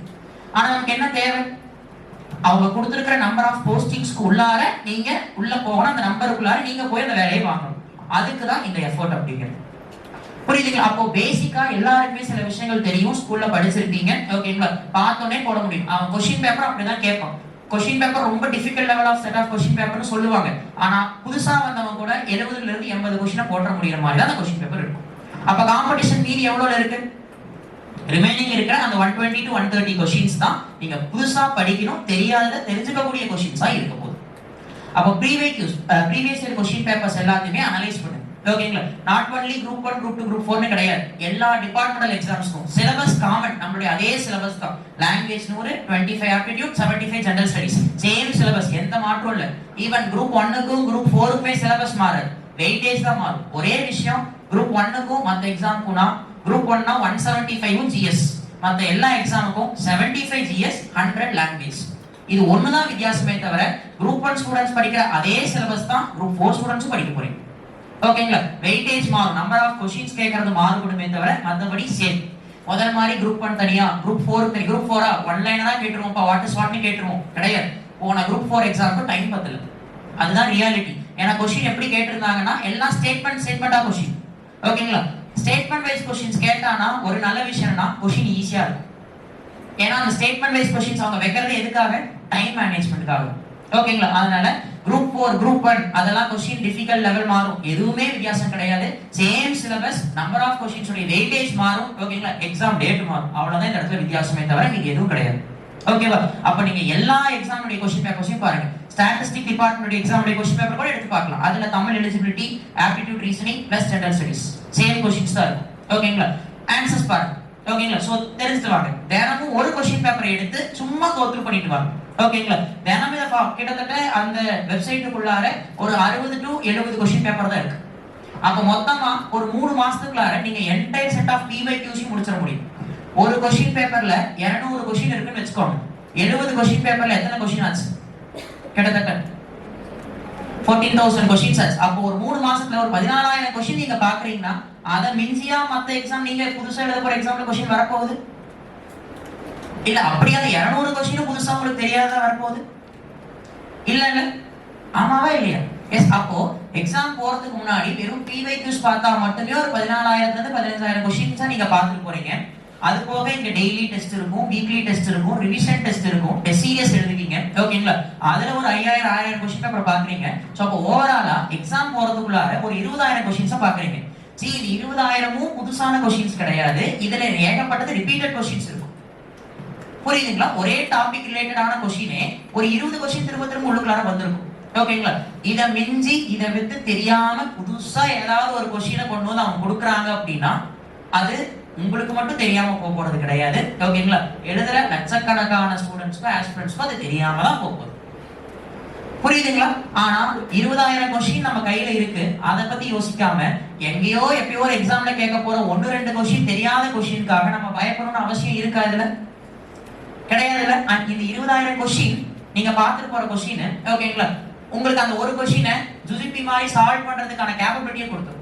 இத்தனை 1000 கொஸ்டினை பார்த்து நீங்க அந்த ஒரு கொஸ்டினை கண்டு பயப்படணும்னு அவசியம் இருக்காது தானே. எப்படி அப்ரோச் பண்ணணுங்கிறது தெரிஞ்சிடல.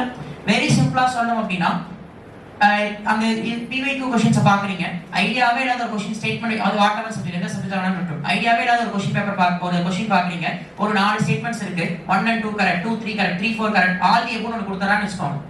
இத்தனை கொஸ்டின் பேப்பர் நீங்க பாக்குறீங்க, டிஎன்பிஎஸ்சியோட ஆன்சர் கீழ மேக்ஸிமம் ஆல் தி எபோவ்ங்கிற ஒரு ஆன்சர் ஒன்னு வெச்சிருப்பான். அப்ப நீங்க ஆட்டோமேட்டிக்கா தெரியாத கொஸ்டின் பாக்கும்போது எதை தான் போடுவீங்க? ஆல் தி எபோவ் தான் போடுவீங்க. எல்லா டைமும் அது ஒர்க் அவுட் ஆகும் சொல்ல முடியாது, பட் ப்ராபபிலிட்டி இருக்கா இல்லையா? அது தெரியாத கொஸ்டின் அப்ரோச் பண்றதுக்கும் PYQs கண்டிப்பா ஹெல்ப்ஃபுல்லா இருக்கும். அதே மாதிரி அசர்ஷன் ரீசன், கூற்று காரணம் பேசிஸ்ல क्वेश्चंस கேட்பாங்க. ஓகேங்களா? தெரிஞ்ச क्वेश्चन பிரச்சனை இல்ல, தெரியாத ஒரு क्वेश्चन வருது. PYQல அதே மாதிரி ஜெனரலா சில क्वेश्चंस பார்த்திருக்காங்க, அதுல கூற்று காரணம் ரெண்டுமே சரி, மேலும் காரணம் கூற்று விளக்குது அப்படினு கொடுத்திருக்காங்கன்னா இங்க தெரியாத क्वेश्चन நீங்க என்ன ஆப்ஷனா போடுவீங்க? அத தான் சூஸ் பண்ணுவீங்க. அப்ப PYQங்கிறது வெறும் எக்ஸாம் பாயிண்ட் ஆஃப் வியூல உங்களுக்கு அந்த டாபிக்கை தரவு பண்றதுக்காக மட்டும் இல்லாம தெரியாத क्वेश्चन பேப்பரை அப்ரோச் பண்றதுக்கும் இருக்கு. ஓகேங்களா? அதனால சோ அந்த dnpc.gov.in ரெக்ரூட்மென்ட் டாப்ல previous year question paper with answer key இருக்கும். ரீசன்ட்டா நடந்த எக்ஸாம்ல இருந்து லாஸ்ட் வரைக்கும் இருக்கும். PDF நீங்க டவுன்லோட் பண்ணிக்கலாம். ஓகேங்களா? ஒரு ஃபோல்டர் ஒன்னு போட்டு அந்த PYQs எல்லாத்தையுமே செக்ரிகேட் பண்ணி வச்சிட்டே வாங்க. ஓகேங்களா? இல்லையா நெட் சோர்சஸ்ல சப்ஜெக்ட் வைஸ் PYQ மட்டுமே கூட உங்களுக்கு தனியா கிடைக்கும். ஓகேங்களா? ஃபார் எக்ஸாம்பிள் ஆப்டிட்யூடுக்குலாம் சப்ஜெக்ட் வைஸ் PYQ ரொம்ப ரொம்ப முக்கியம்.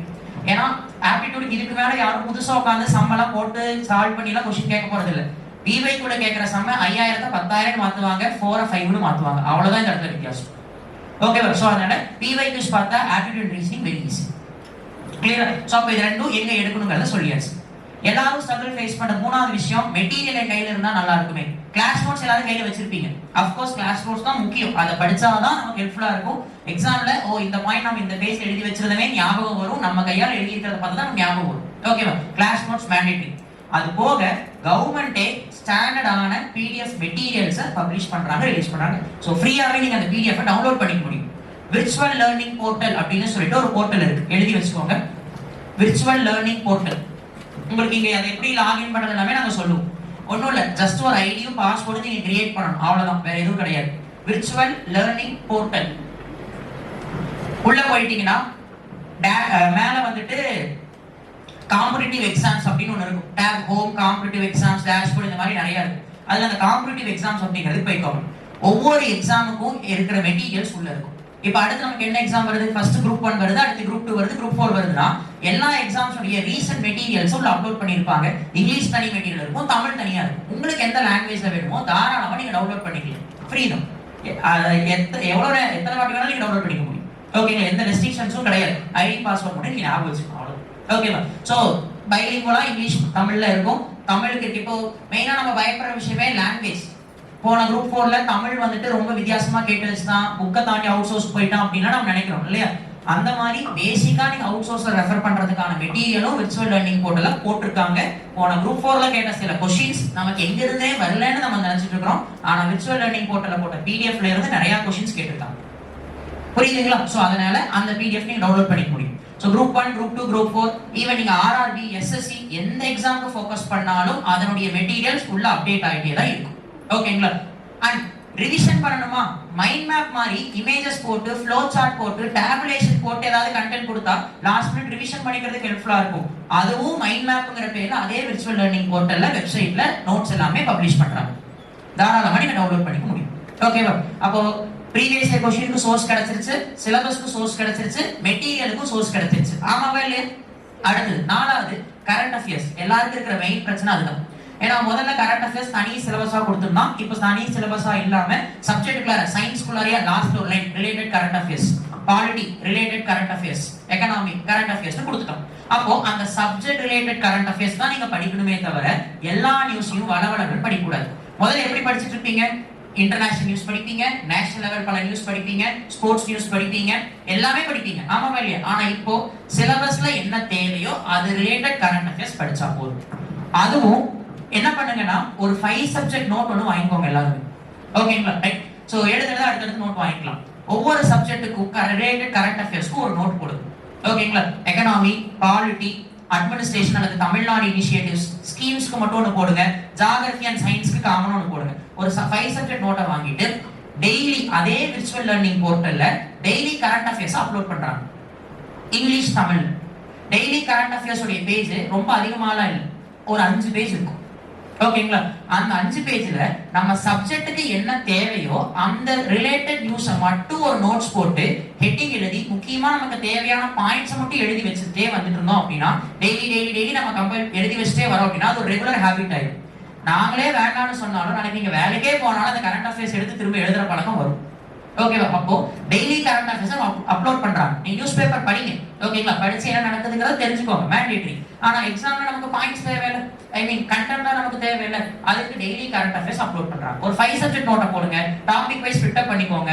சோ தினமும் இருக்கிற நியூஸ் எழுதுங்க. தயவு செஞ்சு அதுல இருக்கிறத அப்படியே எழுதாதீங்க, அது பிரயோஜனமே இல்லை. அதுக்கு நீங்க அதை பிரிண்ட் அவுட் எடுத்துட்டு போயிடலாம். ஓகேவா? எதுக்கு நோட்ஸ் மேக் பண்றதுன்னா புரிஞ்சுக்கிட்டு நமக்கு என்ன தேவையோ அதை மட்டும் ஷார்ட்டா எழுதுறது.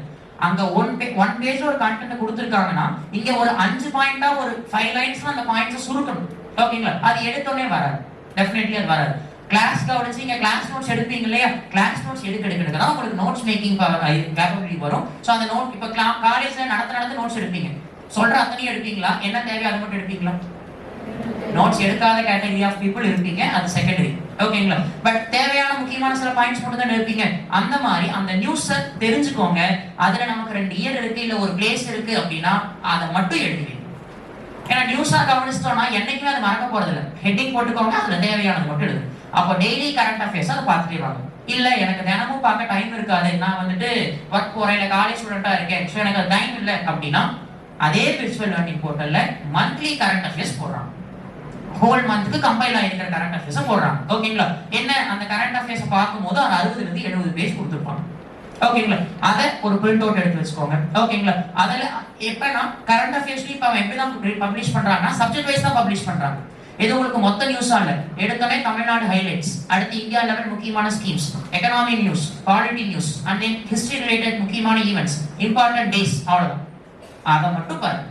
வேர்ல்டு லெவல் நியூஸ் எதையும் நீங்க பார்க்கணும்னு அவசியம் இல்லை. ஓகேங்களா? ஸ்போர்ட்ஸ் ரிலேட்டட் நியூஸ்னா இந்தியா ஏதாவது அச்சீவ் பண்ணிருக்கு, மெடல் வாங்கியிருக்கு அப்படின்னா, இல்ல இங்க இருக்கிறவங்க யாராவது சாதனை பண்ணியிருக்காங்க அப்படின்னா அந்த மாதிரி ஸ்போர்ட்ஸ் நியூஸ் நீங்க பார்க்கலாம். ஓகேங்களா? மற்றபடி வேற எந்த ஸ்போர்ட்ஸ் நியூஸ் நீங்க தினமும் பார்த்துட்டு தெரிஞ்சு வச்சிருக்கணும்னு அவசியம் இல்லை. முதல்ல அதெல்லாம் கேட்டா இப்ப அதெல்லாம் கேட்கறது இல்லை, அதெல்லாம் கம்ப்ளீட்டா விட்டுட்டோம். ஓகேங்களா?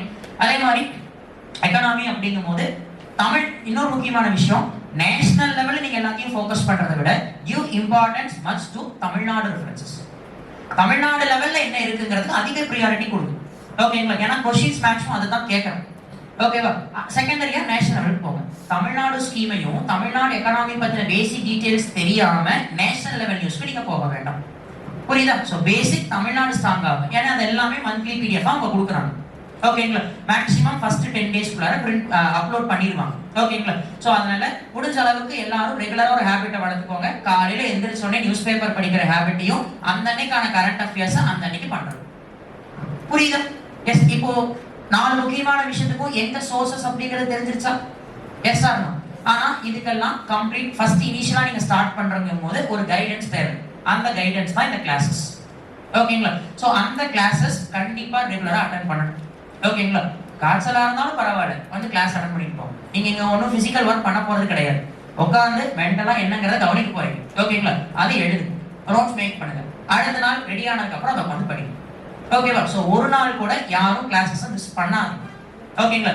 அந்த அன்னைக்கு மிஸ் பண்ணீங்கன்னா அந்த அன்னைக்கு சொல்ற ஏதாவது ஒரு வேல்யூபிள் இன்ஃபர்மேஷன் நோட்ஸ் நீங்க ஃப்ரெண்ட்ஸ் நோட்ஸ் பார்த்து கூட எழுதிக்கலாம். ஆனா அவங்களுக்கு அது தெரியும்னு நினைச்சா அந்த நோட் எழுதாம கூட இருப்பாங்க. ஒரு பாயிண்ட் சொல்லியிருப்பாங்க, அது அவங்களுக்கு தெரியும் விட்டுருப்பாங்க, ஆனா உங்களுக்கு அது தெரியாம போயிருக்கும். அது எக்ஸாம்ல கேட்பாங்க, அந்த இடத்துல அது மிஸ் ஆகும்.